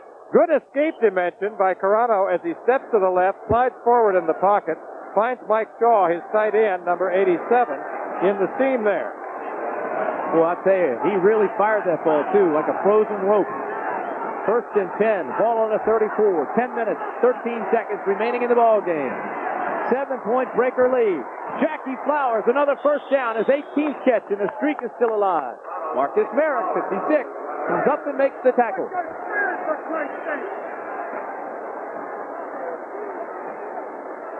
We talked about the young, inexperienced people in the Breakers secondary, and Carano once again going to work. He can throw underneath. They're giving a lot of cushion. See it right there. Quick slant in route to number 84, Jackie Flowers. Remember, these two worked together with the Dallas Cowboys in 1980. Flowers had 140 yards receiving last week. He has 117 here today. Again, it's Flowers, and he's close to another first down. It looks like the streak is still alive. His 9th catch of the afternoon. Jackie Flowers, we talked about him earlier. He is a big, strong, physical player out of Florida State. He is not afraid to go over the middle. He will catch the ball in traffic. It's the identical route. It's a slant-in pattern. Carano throws it right on the numbers. And Flowers does the right thing there. He spins and goes down. 9 catches, 128 yards on the afternoon. He led the Arizona Wranglers last year with 63 catches, 869 yards, and 11 touchdowns. 1st and goal from the 7. Carano, fade pattern. Again, there's a mix-up. Jackie Flowers came inside. The ball was thrown outside, and Joe Pendry doesn't like it. Len Toronto now, 26 of 36 for 300 yards. That's his best day as a professional. 300 yards now for Toronto. Look at this. He runs the wrong route. He's supposed to be running a fade pattern. He runs a slant in route. Toronto is throwing to the corner of the end zone, and Jackie is inside. A point to be made there. He may not know the offense that well. He was acquired in a trade just March 20th. Second and goal from the 7. Pittsburgh, here comes the blitz. Toronto under pressure. Across the middle. Touchdown. Greg Anderson, number 80, makes the reception. He had Eric Johnson, 37, beaten. And once again, Pittsburgh comes flying right back. Tim, this has been a marvelous football game. Toronto going to work once again to Greg Anderson. He found him over the middle earlier today. Eric Johnson, number 37, is on the coverage.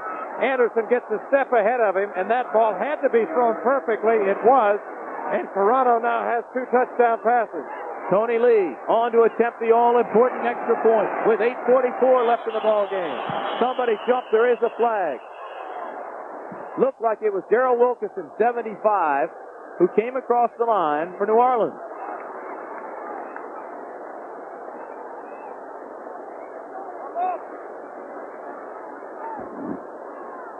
Tony Lee, out of Toledo, signed as a rookie after the second week of the season, replacing Mickey Barilla, who opened the year with Pittsburgh. In college, Lee was 41 of 51 in field goal attempts. Extra points, 97%. Encroachment, number 53 defense. The ball was not snapped. The penalty will be assessed on the kickoff.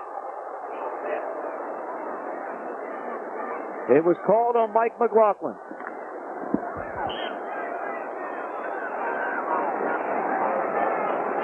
And if that's the case, something's crazy. He said 53, and Mike McLaughlin's an offensive player. Tony Lee's kick is good. We're tied up again. So, for the last 8 minutes and 44 seconds of this ball game, the two will battle it out. Right now it's tied, 17-17. IBM introduces PC Junior, a bright little addition to the family. Junior comes with bright computer ideas, like a keyboard that doesn't need a cord. You can get easy-to-use software like word processing, games and graphics your kids won't believe, plus a starting price you won't believe. And with easy-to-add options, Junior can grow up real fast. PC Junior, new from IBM. When people set about fixing things, they naturally head for Sears. You'll find Craftsman hand tools like these, guaranteed forever, in more toolboxes, Craftsman mowers in more backyards, weather beater paint on more brushes, and more people clean up with a Kenmore washer than any other. They're all America's best sellers.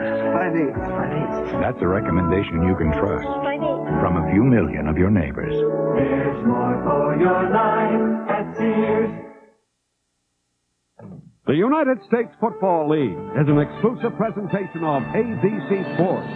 Today's game is being sponsored by Chevrolet. America's on the move, and Chevrolet is supplying the wheels. Chevrolet, and you taking charge.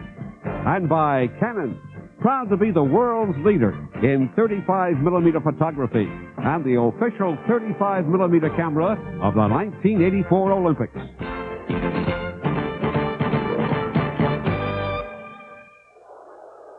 Tim Brandt and Lee Groscup from the Superdome in New Orleans, Louisiana. 8:44 remaining in the ball game.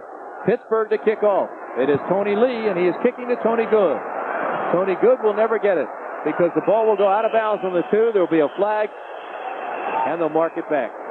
Let's go downstairs now. Here's Jimmy Bergamo.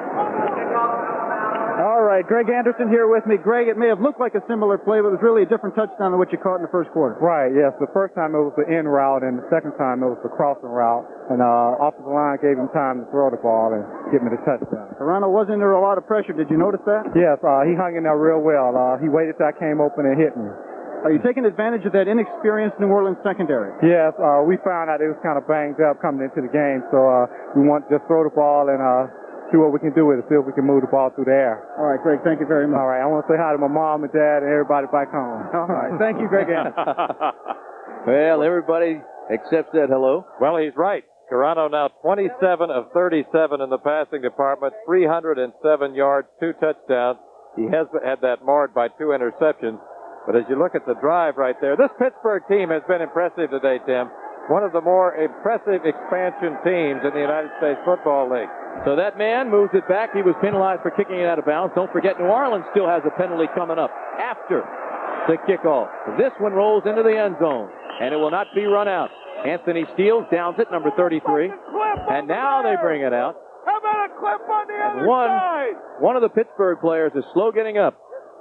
Anthony It Steele. is Ira Albright. Wanted to tell you that that Anthony Steele sang the national anthem today. Did an outstanding job also, we should add. He has a nightclub act that he has in the off-season. Roams the country singing. Quite a voice. Ira Albright, who we just saw going off the field there, reportedly has the biggest size in professional football. Oh, you'd have to bring out the tape measure. He says they're 38 inches. Earl Campbell's are awfully close to that. So here we go. Strap it on. 17-17. 8:31. The time remaining. The give inside of Buford Jordan, and he breaks it big for another first down. Rob Crosby takes him down, but Buford Jordan has the first for New Orleans. I like this rookie out of McNeese State. We've been talking about him all afternoon, Tim. I think that he's got just unlimited potential. You look at his numbers there. He's 6 foot, 222 pounds. He surpassed the great Charles Alexander and became the most prolific rusher in Louisiana collegiate history. Very strong, very fast. First and 10 from the 32. Johnny Walton has time to throw. Incomplete. This might be the most important drive of the day for the New Orleans Breakers right now, and Johnny Walton has got to go to work. We've talked about how he really is a coach on the field. This is first down for Johnny Walton as we look at the replay, and he's trying to go to an intermediate route. He's trying to find his tight end. No, his wide receiver, Marion Brown, number 82, on a curling route. The ball was tipped, deflected away. 7:44 remaining in this ball game. Second and 10 from the 32. Walton double pump, now throws deep, has a man that's overthrown. It was intended for Dan Ross, and he had a step on the linebacker, Mike McKibben. Now that's the second time today that Johnny Walton might have thrown the ball with a softer, more looping trajectory. Dan Ross, number 86, is running a seam pattern here. You see him coming up the seam, breaking it back towards the post, and he has a step on the defender there, Mike McKibben, number 53. So you had a tight end running with a linebacker, and that's a mismatch. Johnny Walton, quite a story. 36 years old, 4 years with the Eagles. He backed up Roman Gabriel. Played for the Rams, the Chicago Fire, the Eagles. He grew up playing cornfield football in Elizabeth City. Third and 10 for Walton. Throws deep. Overthrown. Intended for 85, Charlie Smith. And Charlie Smith was open. We talked about this earlier, Cupper. When Walton was with the Eagles, he threw a touchdown pass to Charlie Smith against the Dallas Cowboys to give the Eagles that win. Impressive story, and one that you just documented very well. We talked about Johnny Walton at the very top of the show. His wife wrote a book about him entitled Never Give Up. A chronicle of Johnny's years with the NFL and the World Football League. Dario Casarino punts it away. Not a particularly good kick. It'll hit way short. But it rolls halfway down the Bourbon Street. The 7-yard line. Dario Casarino, number 1. That was a 32-yard roll. Dario Casarino, Tim, we talked about his unique style of punting. Now watch how he literally throws the football up. See that? He throws it up in the air, and they say they never know if it's going to be a whip or an 80-yarder. He does say, however, that even when he shanks one, he has enough leg strength to kick it 35 yards in a shank. Well, he's 6'7", and well over 200 pounds, so he's not your typical punter. That was a shank. It went 61 yards, but 32 of the 61, all from the roll. Toronto backed up now on 1st and 10. Throws to Greg Anderson. Anderson has the first down, and here comes Pittsburgh. What a ball game.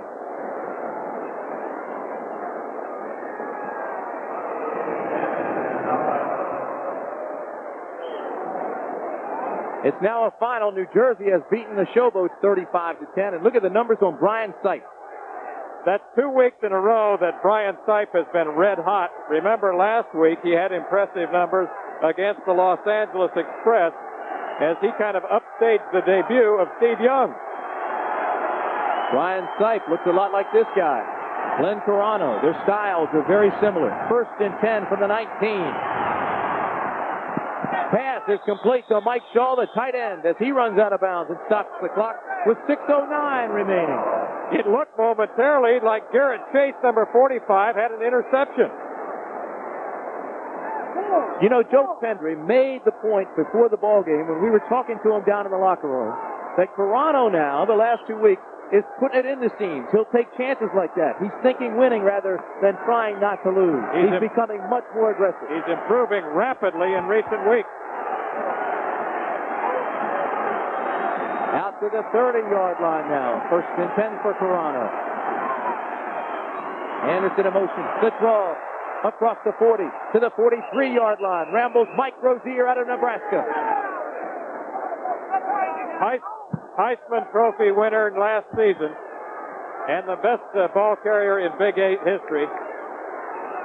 Single back right there. Rozier, the I back.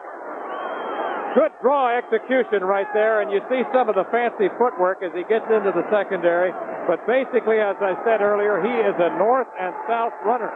Rozier has 44 yards now and 13 carries. The clock is down to 5.5 minutes. 1st and 10 for the 44. Carano under pressure again. Throws across the middle of Mike Shaw, and it's complete. Into New Orleans territory before Bruce Miller trips him up. A moment ago, you likened Glenn Carano to Brian Sipe. I think they're very similar in their styles. And there is Mike Shaw, the tight end, number 87, over the middle. 6 catches for him on the afternoon.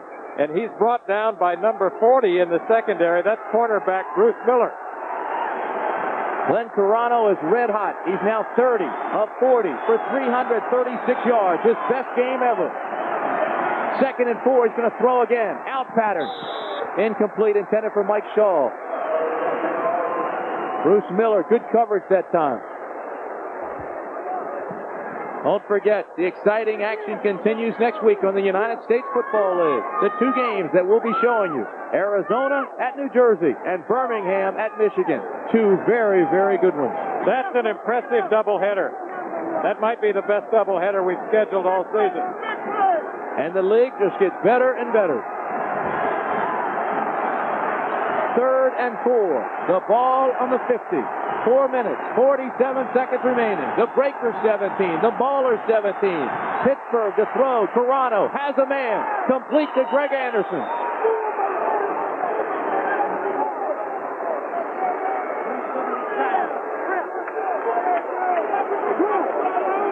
Greg Anderson came into the ball game with 19 catches. Carano getting good protection now. And he shows a lot of poise. He takes this extra time. He sets up, and he drills that ball over the middle to Greg Anderson out of Alabama State, a second-year player who caught a lot of passes last season for the Birmingham Stallions. 28 catches for Birmingham and 5 touchdowns last year. 1st and 10 from the 35. Blitz. Jackie Flowers has it. Well, his streak is broken. He didn't pick up the first down, but it was a clutch catch when Carano was under a lot of pressure and just unloaded it. Glenn Carano reads the blitz well, and we're isolated here on Jackie Flowers along the sidelines. He sees the pressure, and he pulls it up short. He hooks up short, and he actually saves Carano by doing that. He has 10 catches on the afternoon, and what a day he's having. Great concentration. You just see him look the ball in and tuck it away before ever thinking about running. He has 20 catches now in the last 3 games. Carano looks at the defense, calls an audible. 2nd and 3, 30-second clock, almost down. Man-on-man coverage he goes. Fade pattern complete against Miller. That was a great read by Carano. He saw the man-to-man coverage was rolled up on the outside. He saw Greg Anderson, called his number on the fade, and made the pass. Everything you said is absolutely right. A quick read by Carano. And now he throws one of the prettiest fade routes I've seen this season.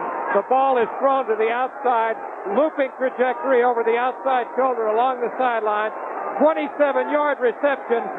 That might be the biggest play of the day for the Pittsburgh Maulers as they're down there now knocking at the door. You made an outstanding point when you talked about the banged-up secondary of New Orleans. They've got inexperience back there. Eric Johnson's first start. He's been the nickel backup until this point. You've got Woodrow Wilson out of the game with an injury. Bruce Miller has replaced him. It is inexperience. We've got 3 minutes, 15 seconds left. First and goal from the 1. Carano takes it himself. No signal yet.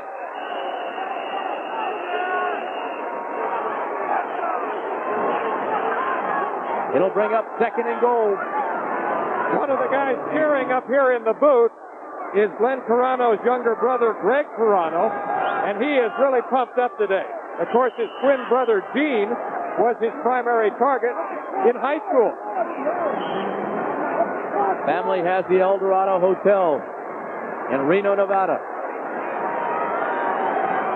2 minutes, 56 seconds left to play in this ball game in New Orleans. 2nd and 1. 2nd and goal from the 1. Again, it's Carano. Again, we don't have a signal.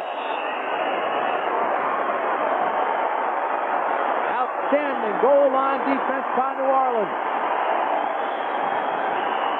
The way to play that goal line defense. Late signal, touchdown.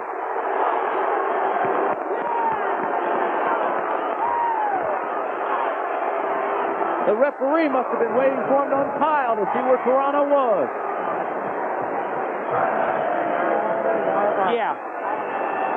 Glenn Carano, for the 2nd week in a row, calls his own number. And remember, all that has to happen is for the ball to break the plane of the goal line. It is very difficult to see from this vantage point, but it looked like the initial surge was enough to propel Carano into the end zone. Tony Lee for the extra point. And it's good. So Carano, right there, bangs his way in on the quarterback sneak behind Chuck Corral and Don Corbin. There's your score. We've got 2:46 left. I'm Spike from Job's. How do you help keep your trees tall, green, and handsome? With Job's Tree Spikes. Watch. Surface fertilizers can get partially washed away, but Job's continuously feeds vital nutrients where it counts, at the roots, so your tree looks tremendous. Thanks to Job's Tree Spikes. Job's Spikes for shrubs and young trees, too. Job's does the job at the roots. Welcome! Working at Charter, your days belong to somebody else, but your nights are all yours. To Miller time! Now comes your time with the best beer you can find, Miller High Life. Bring your thirsty self right here, you've got the time, we've got the beer for what you have in mind. Welcome to Miller time.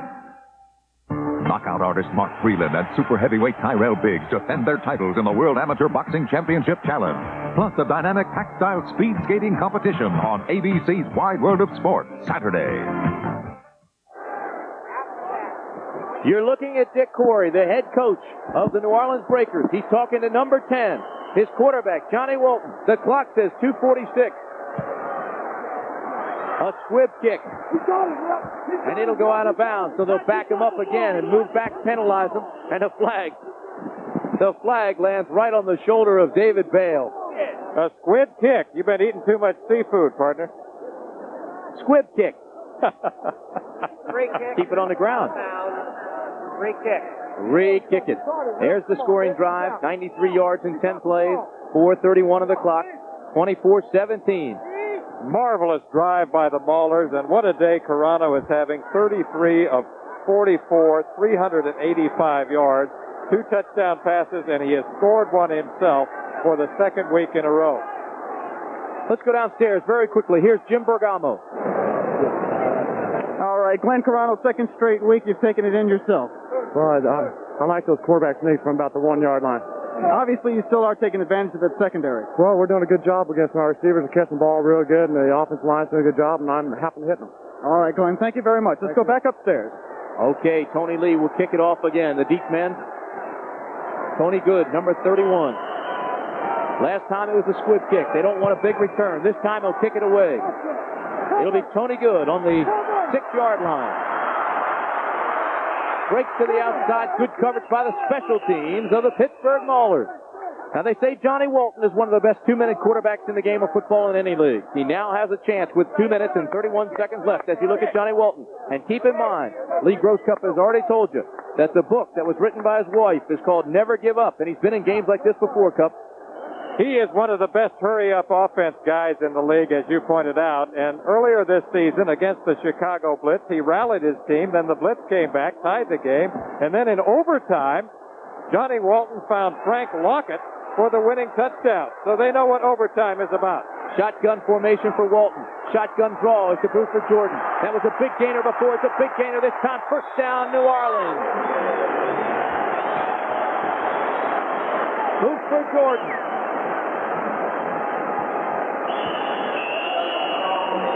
Exceptional in the 2-minute drill. We told you as Buford Jordan struggled.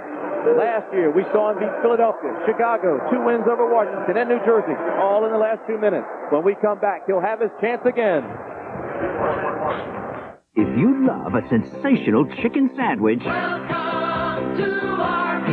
if you love plump, tender, juicy, all-natural breast of chicken, and if you'd like it topped off with crisp lettuce, creamy mayo, served fresh on a poppy seed roll,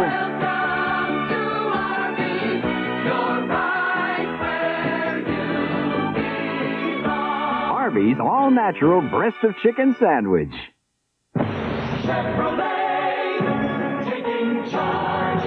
Chevrolet Caprice Classic, one of the world's great automotive values. And for 13 years in a row, the full-size Chevrolet has been the best-selling car of its kind.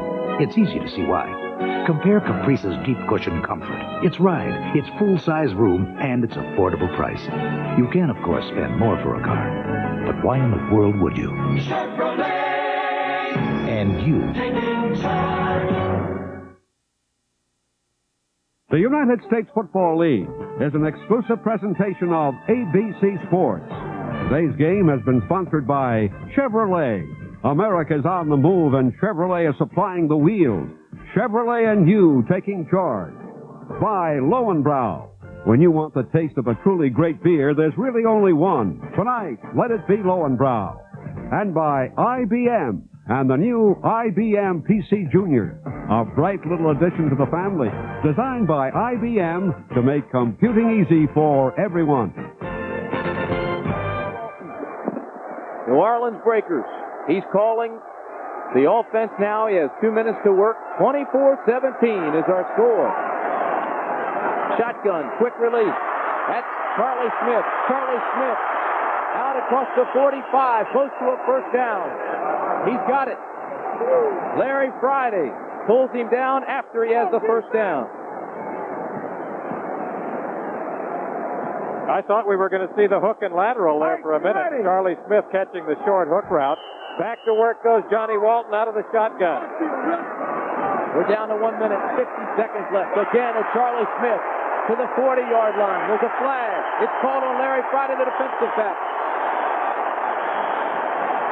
Last year, we televised the Boston Breaker Philadelphia game. One of the most exciting games I've seen in a long time. Walton's pass to Charlie Smith was tipped in the end zone. Frank Lockett made the catch as time expired. Johnny Walton from the shotgun throwing to Charlie Smith. and he's hit hard by Larry Friday, the free safety man, number 27. Looks like personal foul, Tim. Personal foul. Unnecessary roughness, number 27, White. First down. It was Larry Friday, number 27. First down, New Orleans. 1 minute, 45 seconds left. They trail by 7. And keep in mind, this is a 2-point league. They can go for the 2 points for the win. I don't know if I'd want to be Dick Torrey right now. That'd be a tough decision. 43,984 fans at the Superdome. On 1st and 10, Walton reloads, pumps, throws deep, the pass, incomplete. Intended for Frank Lockett. Great coverage by Jeff Delaney, 41, and Larry Friday, 27. Frank Lockett, who we spotlighted at the top of our show, says that no man on earth can cover him man on man. Well, he's got two of them covering him right now, Friday and Delaney, number 41 and 27. You talk about this being a game of inches. Look how close that is to being a touchdown, Tim. Frank Lockett's brother died of a brain tumor just prior to this season. Frank says he's playing for 2 and credits his brother as the incentive to carry on. It is 2nd and 10 for Johnny Walton. He throws deep. Charlie Smith, touchdown, New Orleans!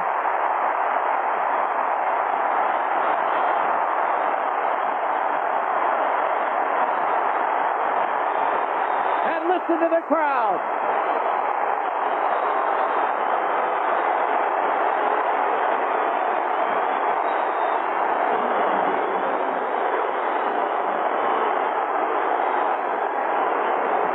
Johnny Walton, as he has done so many times in the past, rallies his team here. He's throwing to Charlie Smith to the corner.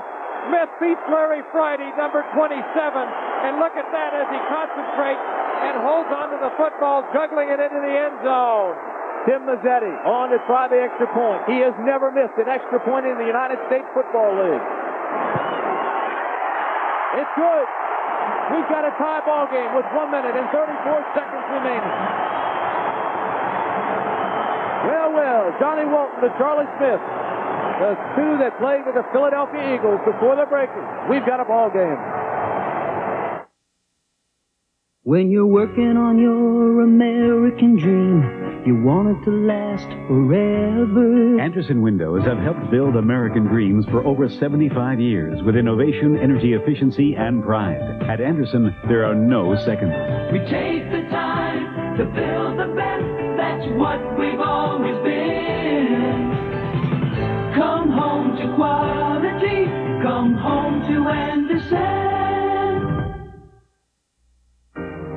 Welcome. You've turned the city over to the next shift.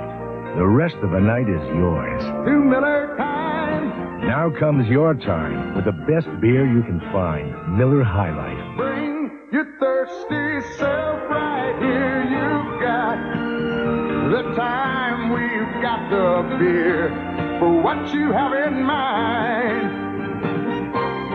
Welcome to Miller time. Lee Gross Cup, how much does it matter that this is an expansion club now, coming into the last minute 34 seconds of the game, playing away from home in a tie ball game? You're playing against a club that is 5-1, much more experienced than you are. Do you think win, or do you think trying not to lose? That's an excellent point. I think that playing for a coach like Joe Pendry, that they're going to be thinking win. And also they have really come of age in the last 2 or 3 weeks in many, many ways. Tim Mazzetti to kick off. It'll be fielded by William Miller at the 1. Oh, he's nailed at the 10. Great hit by Anthony Steele. Let's go downstairs quickly now. Johnny Walton is with Jim Bergamo.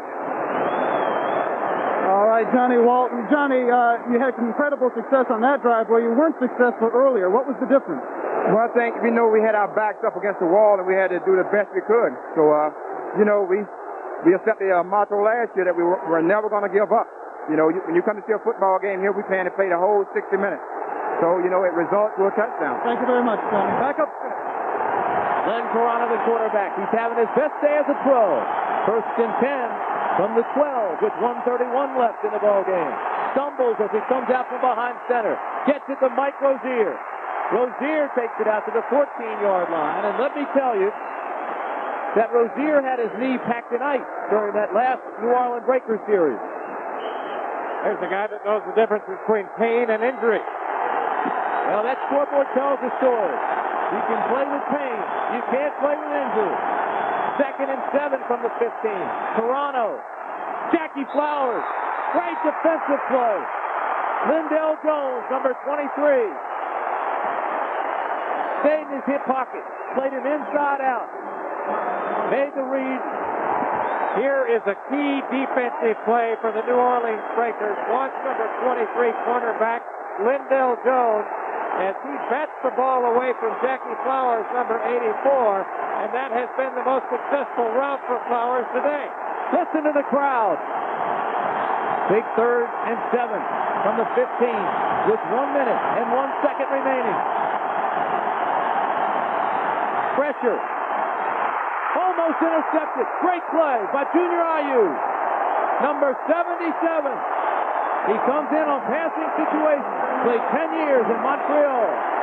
He grew up and lives in the off-season in Hawaii. He's out of Arizona State, and he almost had an interception.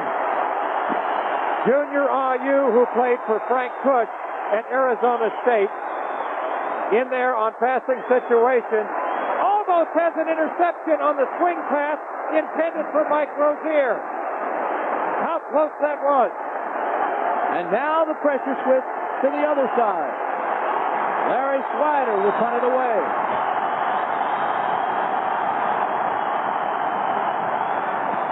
High spiraling punt. It'll be fielded on the 35. Fair catch by Woodrow Wilson out of North Carolina State. Clutch punt by Larry Swider. 49 yards on that route. So now Johnny Walton has 48 seconds to work. And that's plenty of time for him. He can do a lot in 48 seconds. He can do a lot, but can he go 64 yards? Remember, he's got the most consistent field goal kicker in the league in Tim Mazzetti. He is also one of the most experienced quarterbacks. Mazzetti is 7 of 8 in field goals. His longest is a 40-yarder. Shotgun formation for New Orleans. Shotgun. Draw. Buford Jordan. First down. Inside Pittsburgh territory. Driving, spinning, turning to the 44-yard line. 6 foot, 222 pounds. Buford Jordan. They have had tremendous success today with a shotgun draw on the left side. Look at the hole here as Buford Jordan turns upfield, and you see how strong he is. A gain of 21 yards, 35 seconds left. Incomplete. Intended for Marion Brown, number 82. He would have taken a great catch, but the pressure is on that man, Tim Mazzetti. He had a 50-yarder last year against Arizona. His longest this year is 40 yards. One more completion, and they are in his range.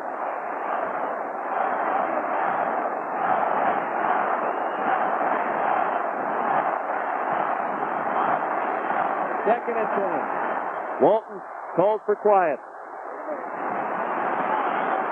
Buford Jordan almost explodes out of there. Mike McGibbon, the linebacker, takes him down. We've got 26 seconds left. Joe Pendry on pins and needles now. He knows he's walking on eggshells.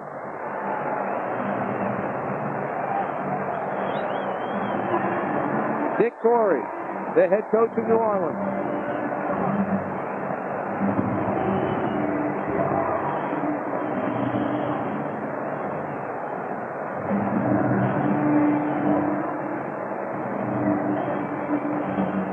Pittsburgh has 3 timeouts left. New Orleans just took its last one. 26 seconds left on the clock. So Johnny Walton has got to work the sideline. He's got to be ready for hurry-up football. And Tim Mazzetti may have to run onto the field in a hurry. Tim Mazzetti hit from 54 yards out in college. Had a 50-yarder last year against Arizona.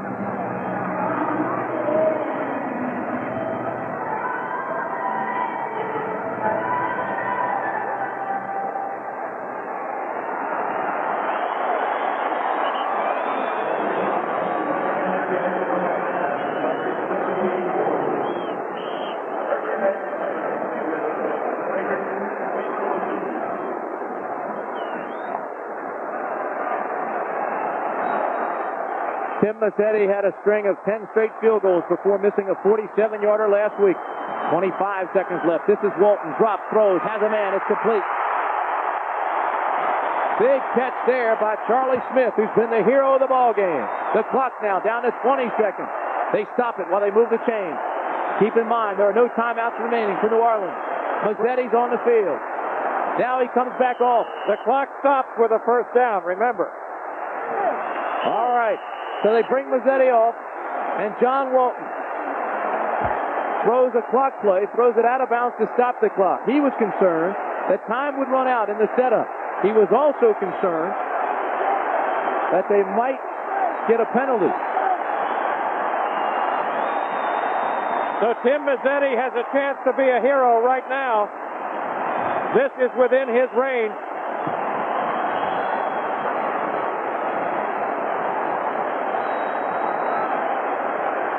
It'll be a 41-yarder. He's already kicked a 33-yarder in this ball game. 17 seconds left. The kick is up. It's long enough. It's good.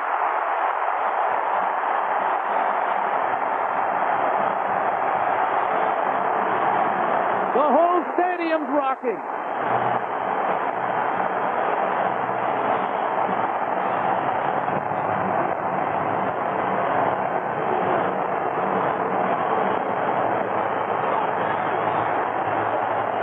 Mazzetti from 41 yards. And the Breakers lead 27-24 with 12 seconds left.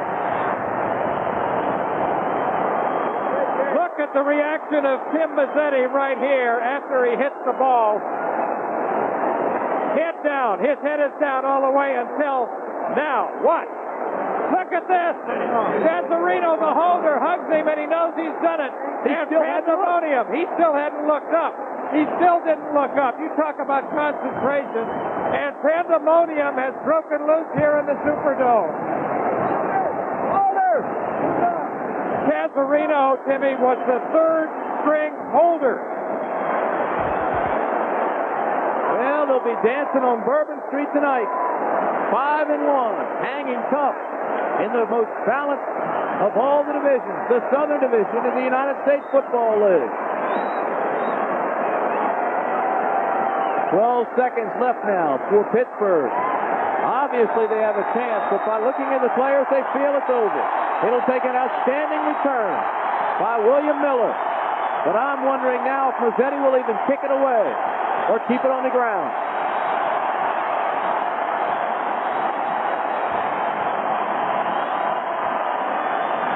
I think he'll squib it. Squib kick it on the ground, try to have an up man take it.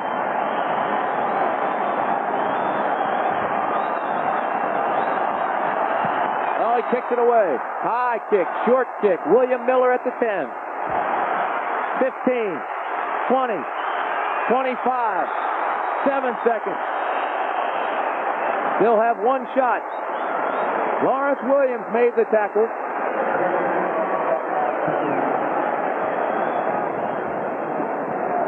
Tim Mazzetti, working with a third string holder, may have kicked the winning points today. Nolan Franz is normally the holder.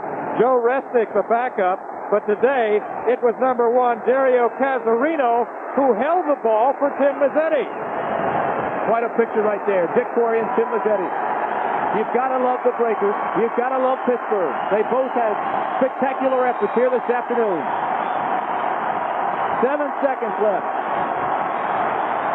Glenn Carano Going deep for Flowers. Incomplete. As time expires. And the New Orleans Breakers have done it again. They've come from behind for the win.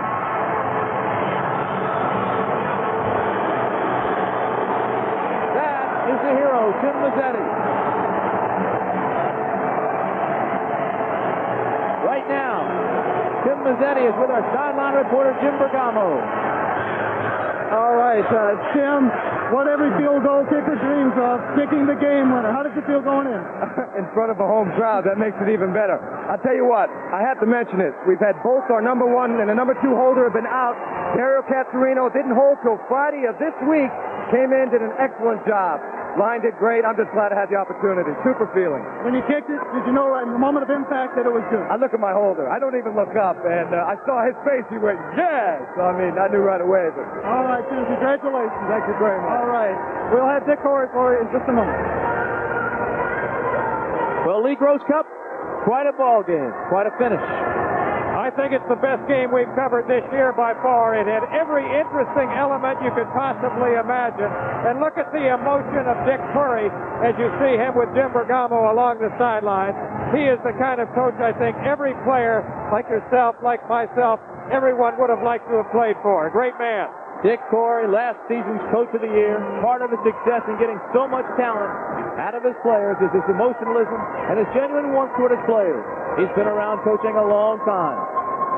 Not only did he work as Dick Vermeil's assistant at Philadelphia with the Eagles, he worked with John Ralston, his head coach at Portland Thorn, outstanding high school coach, Tim Mazzetti. As we look at the game-winning kick, Tim, look at the concentration, the tremendous focus by Tim Mazzetti. He never looks up. He never looks up. He looks at his holder. And here's the emotion now. He knows he's got it. A 41-yard field goal. The score, 27-24. Let's go to Jim Lafley. Welcome to those of you who have just seen the exciting ball game between Pittsburgh and New Orleans, won by the Breakers 27-24. An equally exciting game was played today in Tempe, Arizona, and the Philadelphia Stars mounted a remarkable comeback after trailing 21-6 at halftime and won the ball game 22-21. There was help from the Wranglers, who turned the ball over 5 times in the game. Perhaps they played a bit conservatively on offense in the second half. Philadelphia had several chances to get back in it and finally capitalized at the end after a Sam Mills fumble recovery gave the Stars their last possession. Chuck Fusina found Willie Collier with this touchdown pass wide open in the end zone, and that made it 22-21 Philadelphia when Dave Trout successfully added the extra point. The Stars moved to 6-1 and remained tied atop the Atlantic Division with the New Jersey Generals, who beat Memphis today. Pittsburgh and New Orleans, if you did not see that game, here's what happened. It was 24-24 with 12 seconds left on the clock. Tim Mazzetti kicked a 40-yard field goal to win it. Regular holder Joe Restic was hurt. Punter Dario Cassarino accepted the job and got the ball down cleanly for Mazzetti's second field goal of the day. And despite a remarkable effort by Glenn Carano, who had his biggest day as a pro, Pittsburgh fell to New Orleans, a team which, as Keith Jackson mentioned to the viewers on the throughout most of the country, New Orleans is a team that doesn't give up. Memphis was at New Jersey today to play the Generals. The Generals moved to 6-1 on the season with a 35-10 win, easily accomplished on the running of Maurice Carthan, who ran for 104 yards, the passing of Brian Sipe, who threw for 193 and 3 TDs. More than 43,000 were in the Meadowlands. Remember to be with us next Saturday at 3 o'clock Eastern, 2 o'clock Central Time for ABC Sports Beat with host Howard Cosell. 30 minutes later, it's the Professional Bowlers Tour, live from Windsor Locks, Connecticut for the $115,000 Greater Hartford Open. Then at 5 o'clock Eastern, 4 o'clock Central Time, ABC's Wide World of Sports will present the World Amateur Boxing Championship Challenge from Los Angeles, California. Mark Breland and Terrell Biggs head a U.S. team preparing for the Summer Olympic Games. You'll also see the World Short Track Speed Skating Championship from Peterborough, England. 13 countries will compete to try and unseat the champion Canadian team. Coming up next on World News Tonight Sunday over many of these stations with Sam Donaldson, a report on the mission to repair a satellite in space, and Dick Schaap will have a report on the efforts to save women's intercollegiate sports. Thanks for being with us. Travel arrangements made through United Airlines.